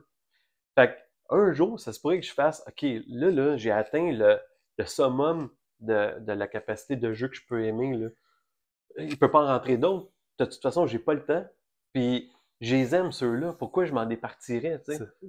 J'ai calculé qu'en fait, là, si je regarde mon armoire, il y en a pas plus que 20 ou 30 qui sont des « je veux pas m'en débarrasser ». Tu sais, j'ai le jeu de pompier, là, qui est... comment ça s'appelle? C'est Flashpoint. Le jeu de pompier. Non, ben c'est parce que... Ça n'a pas crunché? Non, je sais pas, c'est que je voyais le son qui commençait à baisser un peu, là. Fait que peut-être mon laptop. Oui, c'est ça. Là, il l'a pogné. Faut que tu me réveilles un peu, je vais parler plus fort. Flashpoint, qui est le jeu co-op. J'ai acheté toutes les maps, les extensions. Puis de tous les jeux co-op, j'appelle ça les post-pandémiques, c'est celui que je préfère. Il y a like Kiddos au bout à mettre ça à la table.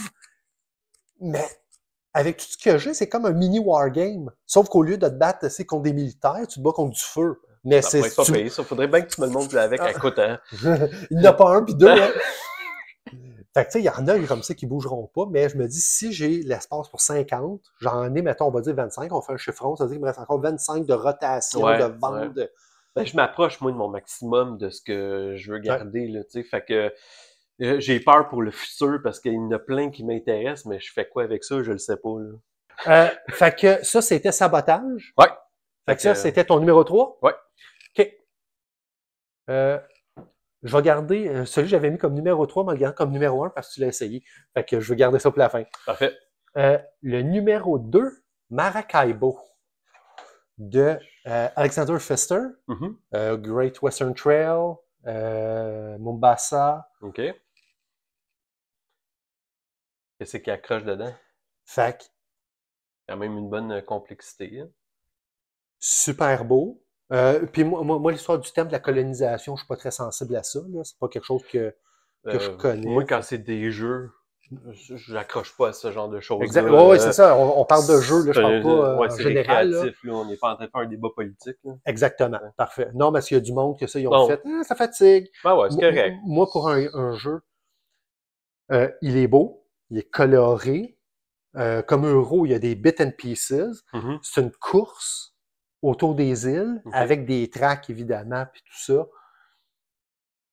Le setup, il est interminable. Tu as des tracks à mettre en haut, tu as des cubes, tu as 39 cubes à trier, à placer. Tu as des montagnes de tuiles à classer, à mettre sur le board.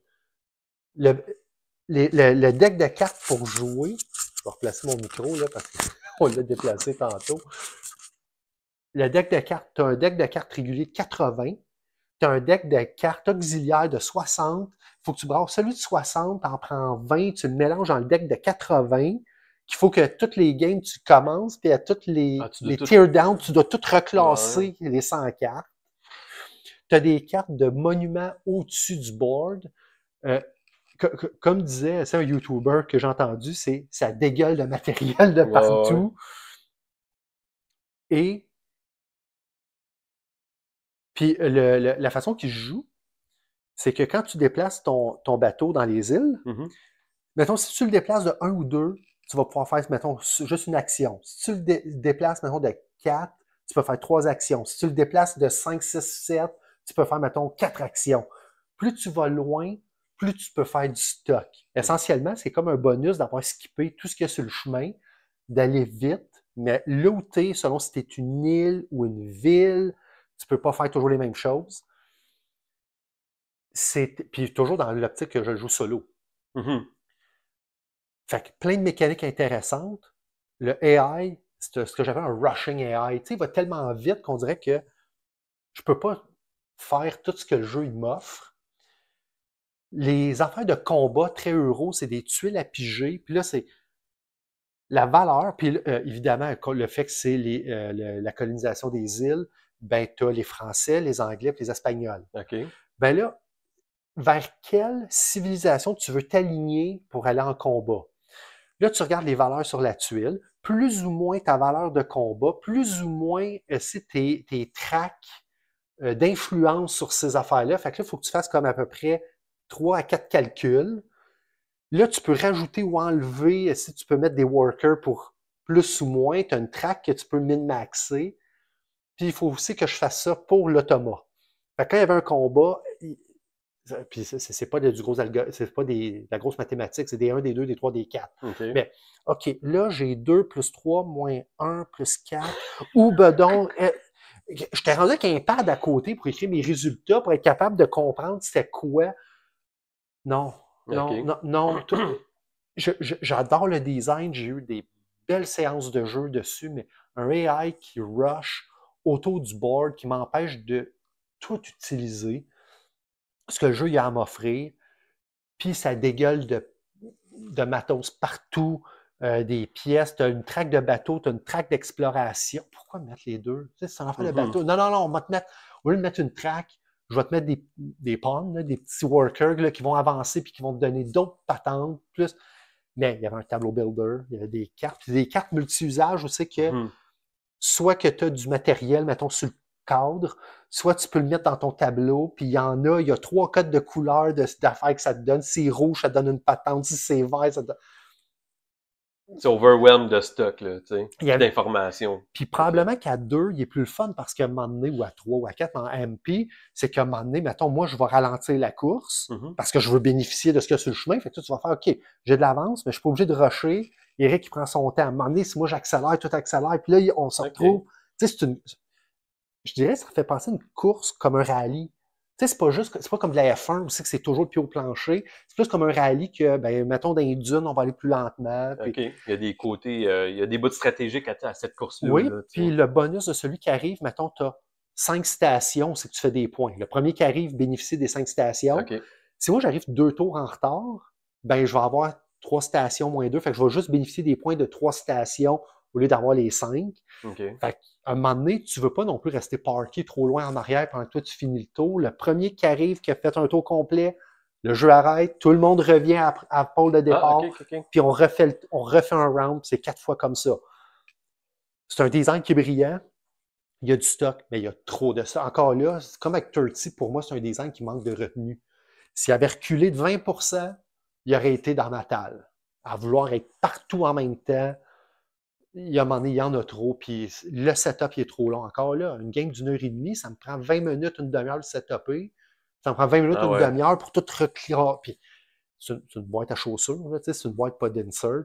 Okay. Fait que tu as des affaires dans des sacs. À un moment donné, moi, je prenais des petites boîtes en plastique pour essayer de tout classer. C'était l'horreur. Puis en plus, il y avait une campagne dedans. Fait que tu n'es pas obligé de la jouer. Ça joue très bien, mais le gars, il a rajouté une campagne, des cartes d'histoire, un peu comme Oh My Goods, qui était le petit jeu de cartes, qui était basé sur le même système de cartes qu'il a utilisé là-dessus. Okay. D'ailleurs, j'ai acheté Oh My Goods, puis j'ai pas aimé ça non plus. Je pense que je suis pas un fan de Pfister, simplement. Là, il y a beaucoup de hate, admettons, là, mais qu'est-ce qui fait que tu as une relation amour-haine avec? T'sais, oui, beau design, tout, mais il y en a plein des jeux avec des beaux designs. Oui, mais qu'est-ce qui accroche qui fait que ou qu'est-ce qui doit être corrigé qui fait que tu l'aimerais? Pour moi, là, c'était juste trop gros. Ah, OK. Puis, je suis en train de regarder pour l'espèce de moitié refonte qui est Pirate of Maracaibo, qui est sorti en 24. Qui est comme ils ont pris ça, puis ils ont comme inversé le design, puis il est supposé être un peu moins lourd, puis justement plus snappy un peu. Il m'intéresse au bout, mais je trouvais que la boîte était très chère pour ce qu'il y avait dedans. Là. Ça, c'est. Comme tous les euros, il va se retrouver dans 6 mois là, sur le marketplace, puis je vais pas l'essayer seconde main. Il va avoir été joué 3 fois par quelqu'un. Ouais. Mais sinon, le design était le fun. J'aimais aussi le tableau builder. Tu sais, quand tu bâtis ton tableau, tu as des trucs à activer. C'était très, très bien. J'essaie de voir. Attends, ici. Ah, c'est ça. Fait qu'ici, là, ton tableau personnel, c'est un bateau. Fait que, tu sais, puis là, tu as des options. Quand les petites affaires de bois comme ça, là, ça, c'est ce qu'on appelle des goods à livrer. Okay. Ton bateau, tu sais. Puis là, selon les villes, mettons, il y a une ville qui veut des cigares. Ben, j'ai-tu une carte cigare dans mes mains? Puis en faisant ça, ça me permet d'enlever un piton. Quand tu en enlèves 2, ben, tu vas avoir enlevé ici, mettons, tu vas libérer l'option qui est là, 5 points d'autre chose. Mais la carte cigare aussi, si je la mettais dans mon tableau, va peut-être me donner une action de plus quand je vais me rendre dans des villages ou un militaire de plus. Fait que là, Ça, c'est un côté que j'aime de dilemme. Oui. Je fais quoi avec ma carte pour... Puis, c'est juste un instant ou ben non, plus tard, si je la garde pour autre chose. C'est pas super clair, mais ici, tu as quelque chose, le code de couleur, je te parlais, puis les goods sont sur le coin ici. Ils ont tous 2 goods, ils peuvent tous servir à 2 choses. Puis je me retrouvais toujours dans l'espace de dire, bon, encore les cigares, je prends-tu celle-là ou celle-là, mais celle-là me donnerait beaucoup de points, mais l'autre, elle me donne un avantage, laquelle que... mais je veux faire aussi ce qu'il y a sur l'île. Ça, c'est le bout que j'adore. OK, bon, ben... Tu sais, fait que l'amour-haine, puis quand je l'ai vendu, c'est juste qu'à un moment donné, je l'ai setupé, puis j'ai fait... Je pense que c'est surtout le AI. Il va trop vite. OK. Puis j'avais l'impression d'échapper 40% de ce que le jeu devrait m'offrir comme feeling, mécanique et compagnie, parce que j'étais toujours en retard. Fait que pour un soloiste, c'est pas le jeu à avoir, finalement. Il y en a beaucoup. Sûrement, il y en a plein qui l'aiment, mais... Ils ont fait une expansion, puis ils ont refait le solo, justement parce qu'il faut que ce soit moins rapide. OK. Mais à un moment donné, c'est un jeu à 80, je l'ai revendu parce que de toute façon, c'était, ben là, je ne le rachèterai pas pour acheter une expansion. On a assez essayé. Je l'ai essayé. Quelqu'un me dirait, Eric, tu veux-tu faire une game de Maracaibo avec plaisir? Je ne leur pognerai pas dans mes affaires. OK. Fait que ça, c'était mon numéro 2. Parfait. Moi, mon numéro 2, c'est BattleCon Devastation of Indines, ou peut-être je le dis mal, là, Indines, je ne sais pas trop c'est quoi la vraie prononciation. Okay. Un jeu style Street Fighter 1 contre 1. Okay. La track de combat est divisée en fait en 9 cases, mais je pense que ça dépend des deux côtés. Le nom me disait quelque chose, je viens de voir le logo. Ouais. Fait que, en fait, ce qui fait que je l'aime, j'aime le style de jeu, mais je pense que j'aime pas ce jeu-là. Je pense que Twisted Fable serait plus pour moi si je voulais retourner dans un style de jeu à 1 contre 1 dans le style Street Fighter. Ce que j'aime de BattleCon, c'est le côté... On a tout un deck de cartes basic qui est, mettons, un coup de pied standard. Puis après ça, tu as un deck de cartes qui est associé à ton personnage avec des coups spéciaux. Fait que quand tu joues... Fait que Street Fighter, mettons, là, t'as le punch, le kick, mais t'as aussi la Hadouken, puis c'est exactement. Puis t'as un finish him là-dedans aussi, là, tu sais, t'as un petit côté Mortal Kombat. Mais c'est qu'au round numéro 1, on choisit nos cartes, puis là, on les dévoile en même temps. Puis là, on les fit une à côté de l'autre. J'ai mon basic, puis j'ai mon move spécial que je mets ensemble. Là, ça me donne comment je peux dire? Ça donne des stats sur la vitesse, la priorité, la force, et ainsi de suite. Plus des mouvements, des capacités spéciales que tu as en bas des cartes, OK? Là, c'est là que j'accroche dans le jeu. Puis là, je viens de sortir une image d'une carte où c'est qu'on voit que là, celui que j'ai pogné, il y a une bordure noire, mais c'est juste sur 3 côtés, probablement pour ramener une autre carte ici. Ça, c'est la carte associée à ton personnage. C'est pas un basic, là. Fait que là, toi, tu as counter. Fait que c'est plus une carte pour, évidemment, parader l'attaque probablement de l'ennemi. Ce que j'aime de ce jeu-là, c'est ce côté-là. Une fois que tu as mixé tes 2 cartes, on regarde nos valeurs de priorité. Celui qui a la plus haute, c'est lui qui attaque en premier. Puis la priorité, donc, c'est le bandeau jaune aussi. Exact. OK. Fait que là, le bug que moi j'ai avec ce jeu-là, c'est la procédure. Il y a une charte d'étapes à passer une après l'autre pour être capable de faire un round. C'est pas du dévoile tes cartes, attaque en fonction de la priorité, puis ça arrête là. Non. Je pense que dans la deuxième version, ils ont corrigé quelque chose par rapport au guard, là, qui est de te protéger, parce que tu peux parader, puis tu peux avoir un guard aussi qui annule certains effets, des points d'attaque. Mais c'est pas que c'est trop lourd. J'ai déjà joué à des jeux plus lourds que ça. Mais pour un jeu de combat comme ça, j'aurais aimé ça que ça soit plus straightforward, tu sais, sur je suis plus vite que toi, je t'attaque, tu défends-tu, tu recules-tu, je suis au bon range pour te pogner. Un jeu de dissonance cognitive entre le fait, c'est supposé d'être un jeu Street Fighter où on se bat, puis là, t'as l'impression qu'on joue à Street Fighter, mais par email. Je viens de t'envoyer un kick, je viens de me défendre, je viens de... c'est Street Fighter de GMT Game. Ça pourrait pas être méchant, ça, je pense, tu sais. Mais c'est carrément ça pour vrai, là. Le côté procédural de l'étape du round est intense, ce qui fait que je l'aime pas. Je connais Twisted Fable de nom. Je sais que c'est le même style. Ça a l'air mieux de ce que j'ai entendu. Probablement que éventuellement je l'essayerai. Je me le procurerai. Je l'ai vendu parce qu'il y a un mode d'histoire qui m'intéressait, puis comme je trouvais ça trop procédural à 1 contre 1, je me suis dit le mode d'histoire, je serais jamais capable de passer au travers, ça va être trop intense. Je l'ai voulu, je l'ai déjà eu la première édition, je l'ai revendu, j'ai racheté la deuxième. Ça l'a corrigé certains trucs, mais encore là, j'étais pogné dans le même problème qui était de gérer cette procédure-là. Ça me tentait pas d'être pogné là-dedans. Je l'ai gardé en me disant, à un moment donné, je vais peut-être jouer avec quelqu'un qui va être capable de passer au travers ça mieux que moi. Puis, pas de me l'expliquer, mais de faire un peu plus vite, un peu plus fluide. Puis finalement, ben non, ça tombe à l'eau. Mais l'histoire des 2 cartes qui se collent, ça aussi, ça peut être cool. Tu sais, on parlait tantôt de dilemme, de jouer tes cartes. Ben, t'en as un dilemme, là, lesquels que je colle ensemble pour essayer de faire un bon move, un combo, whatever. Parce que tu as un cimetière de cartes à côté. Les 2 cartes que tu joues, tu les mets dans le cimetière. Puis tu peux avoir 4 cartes dans le cimetière au total. C'est 2 de chaque sorte. Ce qui fait qu'à chaque fois que tu en rajoutes 2, une de chaque sorte, tu pognes les dernières qui sont celles du fond, puis tu les remets dans ta main. Fait que d'avoir une vision stratégique sur les 2 coups d'avance, admettons, ben c'est le côté le fun du jeu. T'sais. Puis, tu sais, des jeux de combat, je pense que tu as un match qui existe. Ils ont fait Street Fighter de... je pense que c'est Jasco. Ça se peut. Non, mais pas Fighting Street ou je sais pas quoi, là, celui de... Il y a Street Master. C'est ça. Ceux de Brook City là, qui ont fait aussi là, ce même système. Mais il y avait Street Fighter qui avait été de... Je pense que le design, c'est le YouTuber Angry Joe là, sur les jeux vidéo qui l'avait fait. OK. Moi, je sais.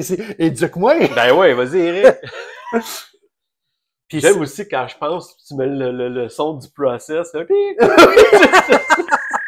C'est quand tu cherchais quelque chose. Tu sais, ils ont fait Street Fighter. OK. Il y a quand même une bonne cote. Le jeu miniature. Ah oui, je m'en souviens qu'il y avait eu la campagne là-dessus. C'est ça. Puis, je sais pas à quel point que c'est meilleur que BattleCon. Joe Vargas, c'est Angry Joe. Ok. C'est un YouTuber de jeux vidéo depuis à peu près 12 ou 15 ans. Puis ça, Jasco, eux autres, qu'est-ce qu'ils ont fait? Je me demande si c'est pas eux autres qui avaient racheté la production qui a foiré d'Evil Dead 2. Le jeu Evil Dead là, qui a foiré.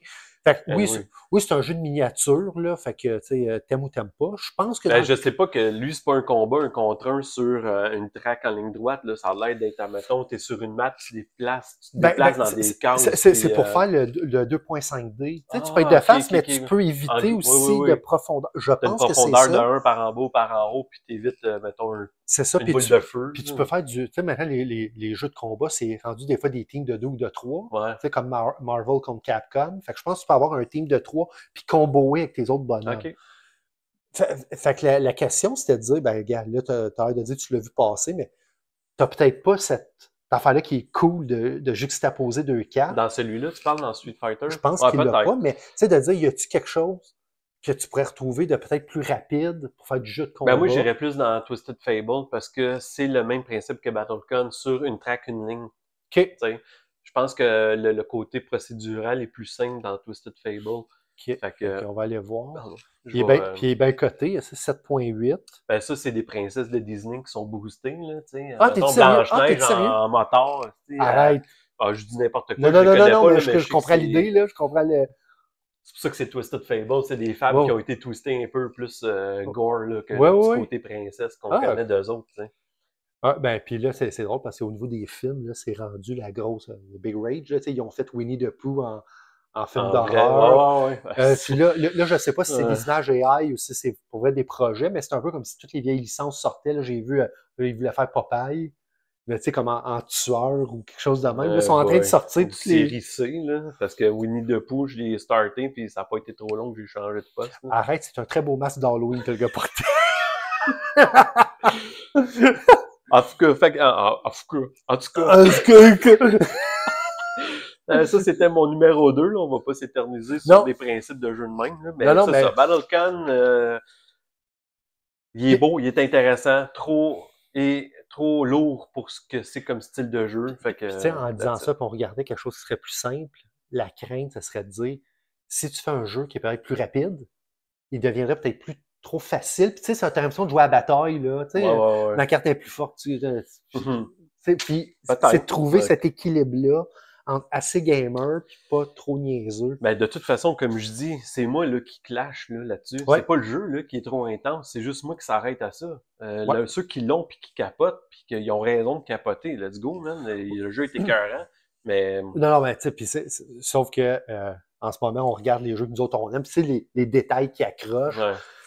Puis, tu sais, souvent, c'est ça qui est plate. On s'en débarrasse parce qu'on les ressort pas. Parce qu'il y a ce détail-là qui nous fatigue quand on aime le design, mettons, à 70 ou 80%. Puis, si cette affaire-là était corrigée. L'idée est bonne, le design est bon, la thématique est écœurante, mais j'accroche d'une virgule, je ne le remets pas sur la table. Fait que, toi, ton numéro 1 maintenant, tu dis que j'ai déjà joué? Escape Plan de Vital Lacerda. Bon Dieu que j'aimais le thème, le look and feel qui était extraordinaire. Puis, tu sais, c'est une production Eagle Griffin. Fait que les tuiles étaient 3 fois épais. Tout avait comme, tu sais, mettons, la planche de jeu avant que tu mettes la ville. Ça avait l'air du papier quadrillé avec des taches de café. Puis, Escape Plan, j'aimais le thème, sauf que le jeu se joue entre 9 et 12 tours. C'était 9 tours de base, plus si tu avais des actions ou une journée de plus, tu pouvais te rendre jusqu'à 12 tours. J'aimais les actions de comment on se déplaçait. J'aimais le fait qu'il y avait 2-3 types de policiers, essayer d'éviter. J'aimais le fait qu'il y avait des mécaniques d'évitement. Sauf que ça restait €1. Puis, ça serait cool. Tu sais, il y a bien des jeux de Vital Lacerda qui ont été repris puis simplifiés. Kanban Eevee est devenu, c'est pas Robot Factory, mais je pense que c'est ça, Robot Factory. Ouais, ça me dit de quoi? Robot Factory, c'est ça? Non, attends un peu. Mais en tout cas, regarde, je peux le chercher pendant que tu parles. Ouais, c'est ça. Donc, il y a un design. Ah, c'est Bot Factory, je pense pas Robot. Ah, ça se peut. Bot Factory. Ouais, je viens de voir 2023. Ouais. Qui est du Kanban Eevee, plus petit, plus de restrictions, Mais moi, je l'ai acheté pour un ami.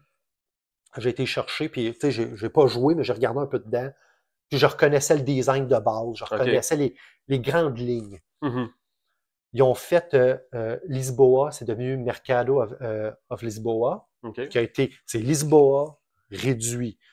Puis je me demande s'il n'y en a pas un autre. Il va rester On Mars à réduire. Ouais.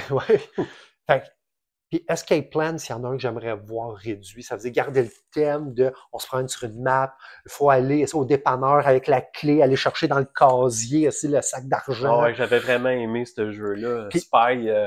Puis les déplacements, de dire que la façon que tu places les tuiles, tu te déplaces pas par tuiles, tu te déplaces par les couleurs, les zones. Fait que de l'eau, du gazon. Tu peux faire des fois là, un long chemin de un déplacement parce que tu te prends juste en ville. Fait que thématiquement, ben, tu as pris mettons, le taxi, puis tu te promènes, puis ça, tu t'en vas dans l'eau, ben, tu as pris le bateau, puis tu fais le tour de.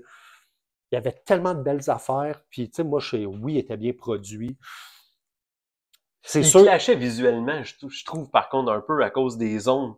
Tu sais, du gros bleu, du gros vert, du gros gris. Fait que c'était assez spécial quand la map, ben, une fois que tu étais dans le jeu, tu comprenais pourquoi c'était designé de même. Mais ouais, j'ai bien aimé mon expérience avec ce jeu-là. Ce que t'es pas rendu au hate, parce que là, tu sais. Ah, ben, dans le fond, je l'ai dit, c'est qu'il était trop euro. Tu sais, on a parlé de dissonance cognitive entre la production puis le thème, Dans ce cas-là, c'est que je l'ai trouvé trop euro. J'aurais aimé ça avoir un peu plus de lousse, un peu, parce que Vital Lacerda, c'est des design. Avoir un fil de course de la police contre le méchant, puis essayer de t'en faire un hélicoptère avant de te faire pogner. Tu peux pas échapper un tour là-dedans. Non. Sinon, puis à un moment donné, tu peux pas te permettre d'essayer des affaires. Parce que c'est trop tight. C'est cutthroat à côté. Ah ouais, c'est sûr. Là. Mais sinon, de dire, tu sais, puis oui, il aurait pu y avoir peut-être un peu plus de type de building, mais ça marchait, c'était là. J'ai été surpris que tu le vendes.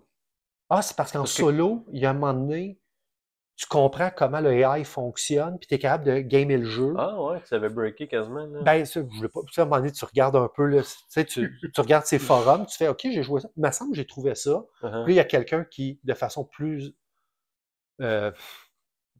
claire, est capable de mettre en mots ce que je pensais. Puis là, OK, ce que j'ai trouvé, c'est vraiment ça. Exemple, il faut que tu moves toujours, au lieu de te faire courir après par la police, il faut que tu suives la police. La police, elle peut pas comme rester sur place, elle doit toujours se déplacer. Oui. Fait que ce que je faisais, je la suivais, fait qu'elle pouvait jamais me pogner. Fait que les tours étaient pas les plus efficaces, mais je perdais pas. Fait que là, évidemment, si tu voulais faire une game hyper efficace, puis tu sais, le monde va dire, ouais, mais si tu gagnes la game, c'est normal que tu sois plate, mais il y a un moment donné, c'est difficile de te retirer quand tu as compris comment que ça marche. Ben oui, tu peux pas sortir de ce loop-là, c'est sûr. Là. Fait que j'ai aimé le thème. La qualité de production pourrait être moindre, puis il serait le fun pareil. Ouais.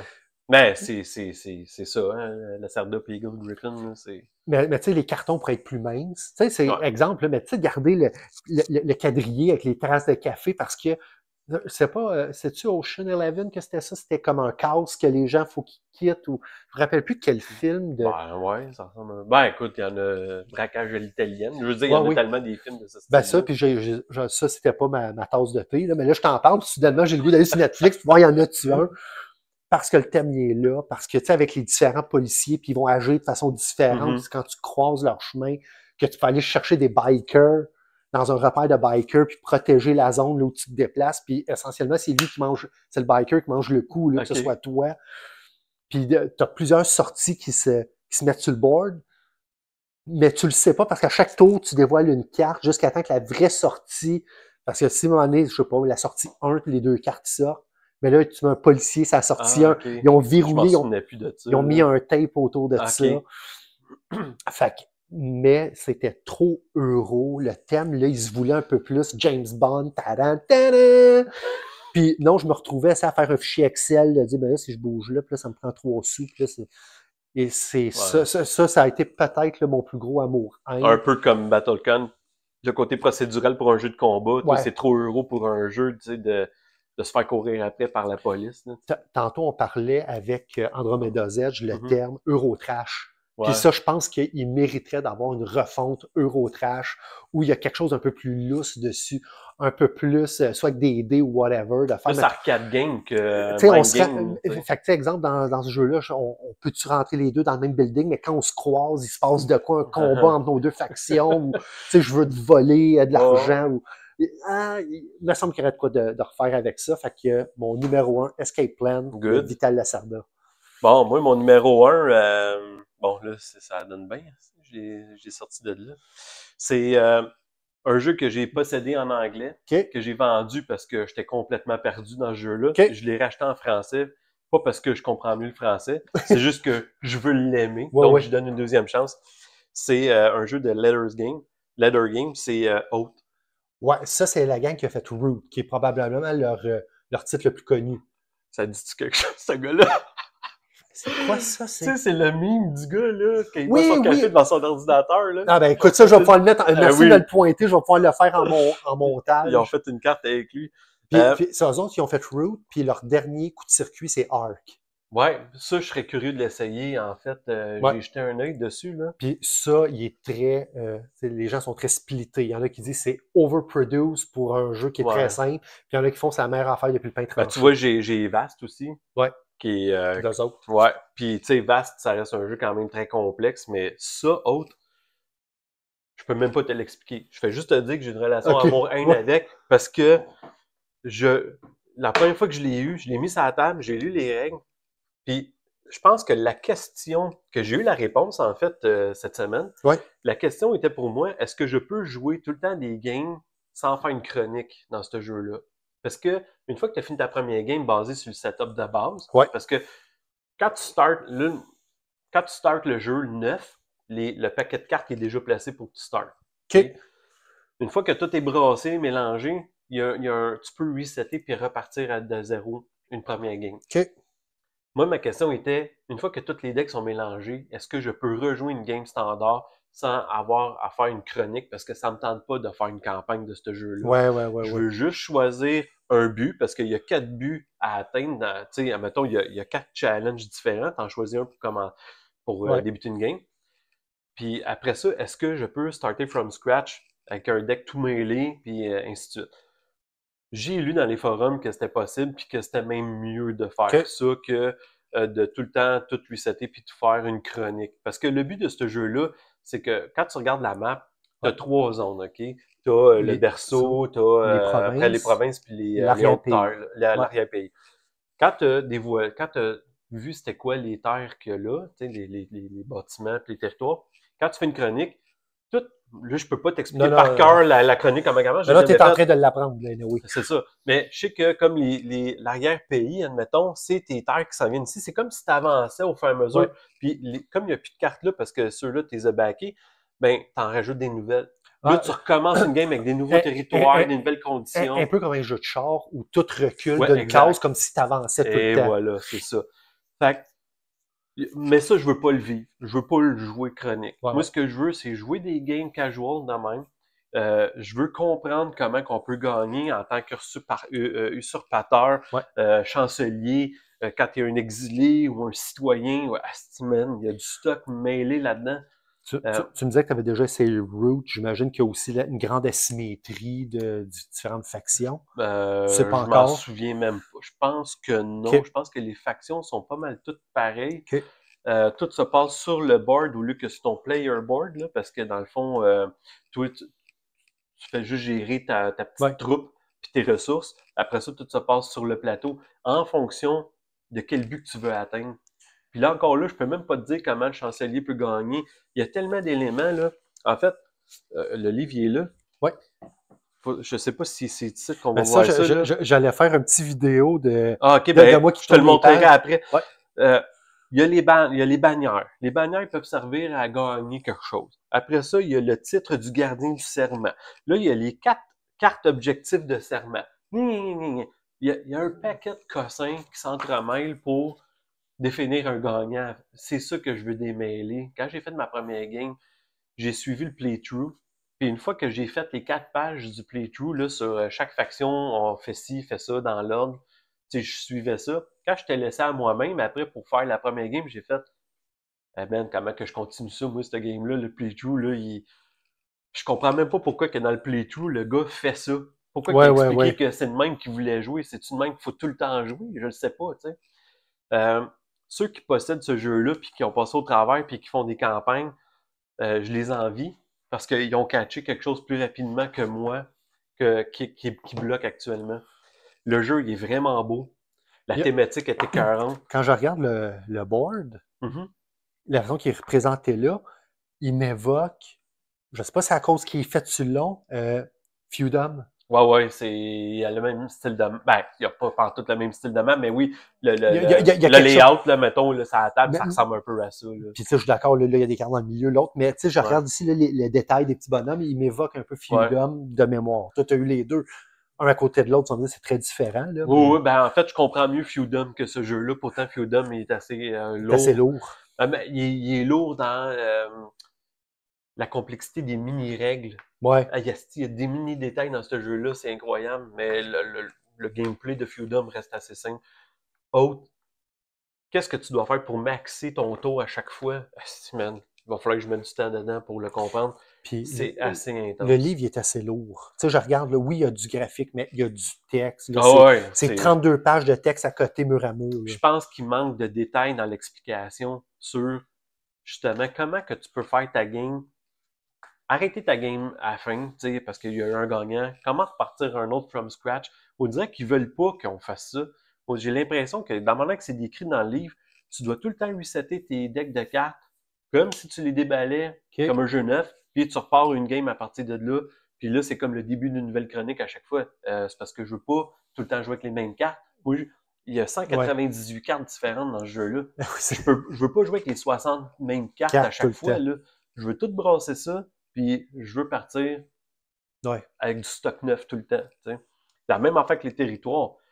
Les cartes territoires, ils ont un ordre dans lequel ils sont emballés. Fait que quand tu fais une chronique, tu pars avec les mêmes cartes tout le temps. T'sais. Au berceau, c'est ça. Les provinces, c'est ça. Puis ainsi de suite. Je veux pas jouer une deuxième game avec les mêmes territoires. T'sais. Je veux avoir du nouveau stock. Fait que j'ai vu que c'était faisable. Dans le fond, tu n'as rien qu'à faire la mise en place du jeu mais avec les cartes tout mêlées, puis ça va te donner ça. Mais il y en a, évidemment, là, les puristes vont dire peut-être que ça brise un peu l'équilibre, whatever. Sûrement. Anyway, s'il a été designé de même, il y a une raison. Ouais.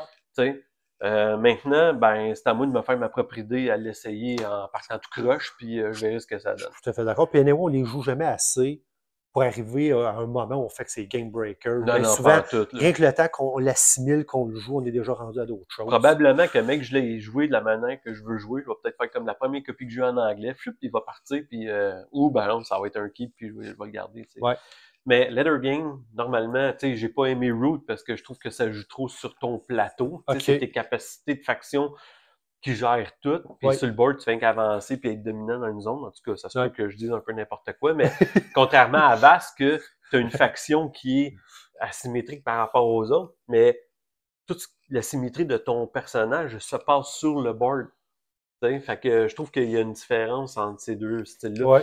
Autre, c'est complètement autre chose. J'admets que celui-là, tu sais, je l'ai regardé vite, là, et tu me dirais, hey, on l'essaye-tu? Je dis toujours oui, mais j'admets que celui-là, je le verrai arriver. Oh, je sais, on en joue-tu un plus facile? Quand je vais te dire que je le mets sur la table avec toi, c'est parce que je vais l'avoir compris à 100%, puis que je vais savoir où je m'en vais pour te l'expliquer en dans 20 minutes. Pourtant, tu me tiendras par la main parce que... Pas en tout. Tu vas être capable de débrouiller tout seul, mon grand. Tu vas me pitcher à l'eau, ça prend danger.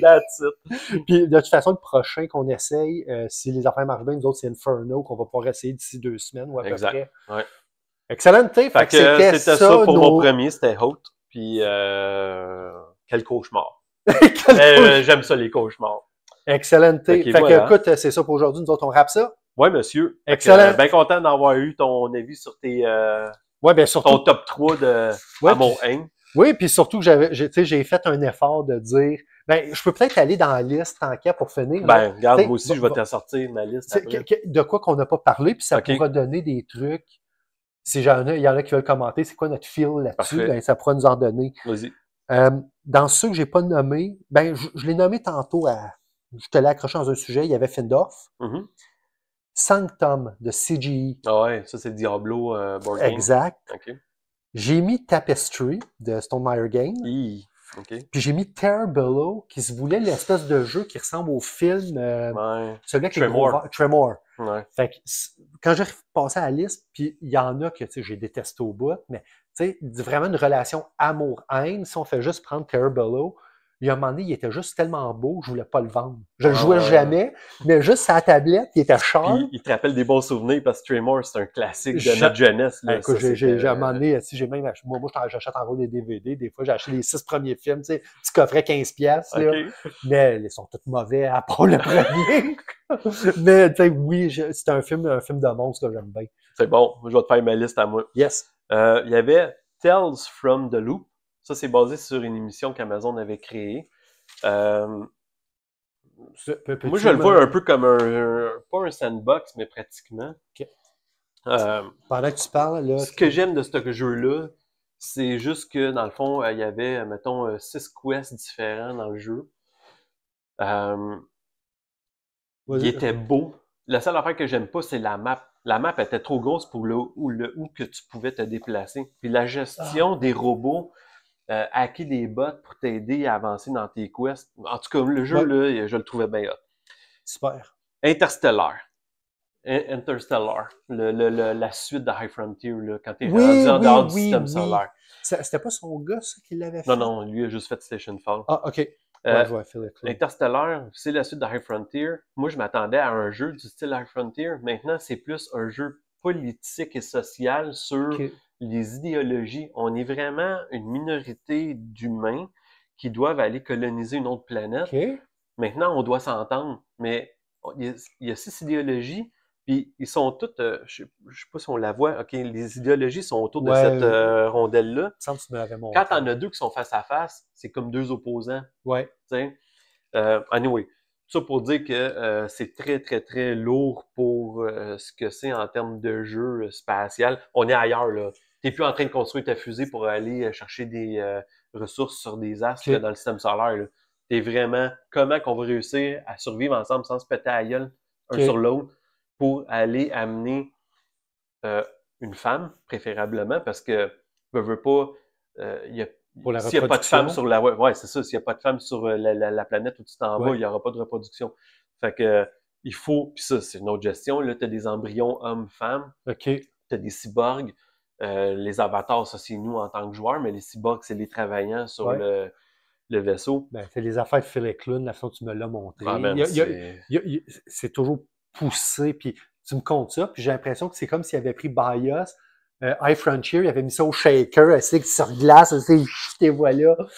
Parce que tu me parles d'espace, mais aussi on est plus dans politique, les relations idéologiques qui étaient très BIOS origine. Oui, c'était carrément ça. J'ai l'impression que c'est les deux mis au shaker. L'autre jeu que je voulais parler, il y avait Carnival Zombie. Ouais. Ça, je l'ai possédé, je l'avais backé en campagne. Qui est un Tower Defense, je me trompe Tower Defense, très bien pensé sur le fait de te déplacer. C'est ça qui est bizarre, c'est que tu te déplaces dans le coin gauche en haut de la map, tu as la map de Venise, c'est là que tu te déplaces. Puis à chaque fois que tu stalls à quelque part, là, tu tombes sur la grosse map où tu es le point central, puis tu as une invasion de zombies autour de toi. Je l'ai aimé, ce jeu-là. Un feel Tower Defense et d'invasion de zombies que tu te fais encercler. Tu sais, là, mettons, on est dos à dos, moi pis toi, là, puis qu'on tourne, puis qu'on voit rien que des zombies apparaître autour de nous autres. C'est ce que ça fait, ce jeu-là. Mais, il manque un petit quelque chose. Et j'en ai eu des Tower Defense, puis je t'avais au même ceux qui étaient très bien faits. En fait, j'ai eu Pavlov House. Tu sais, jeu de Guy DVG, mais David Thompson. Bien pensé, mais je suis aussi arrivé à... Je ne sais pas. C'est peut-être juste le genre qui n'est pas pour moi. Peut-être. Ben, j'ai joué à Besiege, qui est un autre Tower Defense de Simon. Celui-là, il était écœurant. Mais il y a des petites règles de merde comme la catapulte que tu peux brasser le dé quand tu veux la tourner pour aller tirer mettons, côté ouest. Tu brasses le dé, puis il y a une face là-dessus, c'est que la catapulte abrite. On peut-tu effacer ça du dé, s'il te plaît? Là? On est quand même... Je pense pas que je vais la péter en la tournant, la catapulte. Fait qu'il y a une couple de petites règles de même qu'il faudrait tweaker en House Rules. Puis ça réglerait les problèmes. Il y a Feudum dans ma liste. Puis Cubitos. Oui. Un petit jeu de course, là. Cubita, c'est pas John D. Clair, celle-là? Ben oui. Je sais pas. John D. Clair! Ah, c'est hot! Je sais bien. Ce jeu-là, je l'adore. Je l'aime tellement, là. Il est écœurant, OK? Le problème, c'est long. OK. Hey, t'avances pas dans le jeu-là, man. Avant d'avoir toutes les dés qu'il te faut pour être maxé, pour avoir des bottes sur tes dés qui fait que là, t'avances, là. Hey, en plus, je pense des règles, je suis pas sûr, là, mais s'il faut faire 2 tours, man. Hey, rien qu'un, là, c'est ma mort. Fait que, mais il est écœurant. Il est vraiment cool. Un jour, probablement que je me le repognerais. OK. Parce que je veux revivre le fun de monter ma main de dés, de l'upgrader tout le temps, puis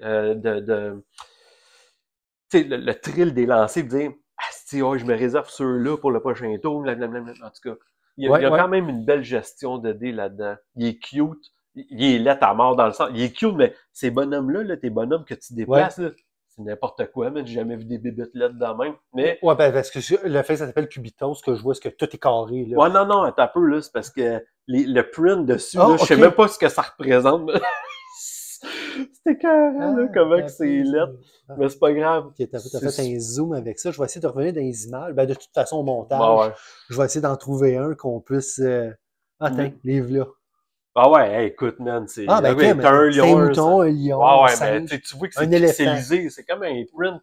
Tu sais, les imprimantes, on dirait qu'ils ont pris ça pour imprimer les... Ou quand tu vois, mettons, là, un chat dans une boîte transparente, là, tu sais, le chat est rendu correct, le poil qui est tout tassé. Ouais, avec la face effoirée. Oui, c'est ça, c'est en plein ça. Ta Cubita, c'est un beau morceau de fromage qui court. Je comprends pas qu'il y a un morceau de fromage puis que c'est des animaux qui courent, là. En tout cas, anyway.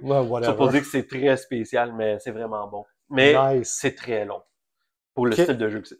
Fait que sur ce, ben c'était ça le reste de ma liste. Je pense qu'on va rappeler ça pour aujourd'hui, puis on va aller dîner. Yes, sir. Excellent, on se revoit bientôt. Yes, salut là. Alors, c'est ça qui va conclure l'épisode 5. J'espère que vous avez aimé le nouveau format. Moi et Martin, on est bien à l'aise avec ça. Puis ça risque de devenir notre régulier, donc où on va vous présenter des jeux de façon plus dynamique en vidéo. Puis après ça, on va se trouver un sujet de discussion avec lequel on va pouvoir vous partager nos opinions sur le sujet choisi. Alors, on rappe ça, on ferme ça et on se voit très bientôt à table. Salut là!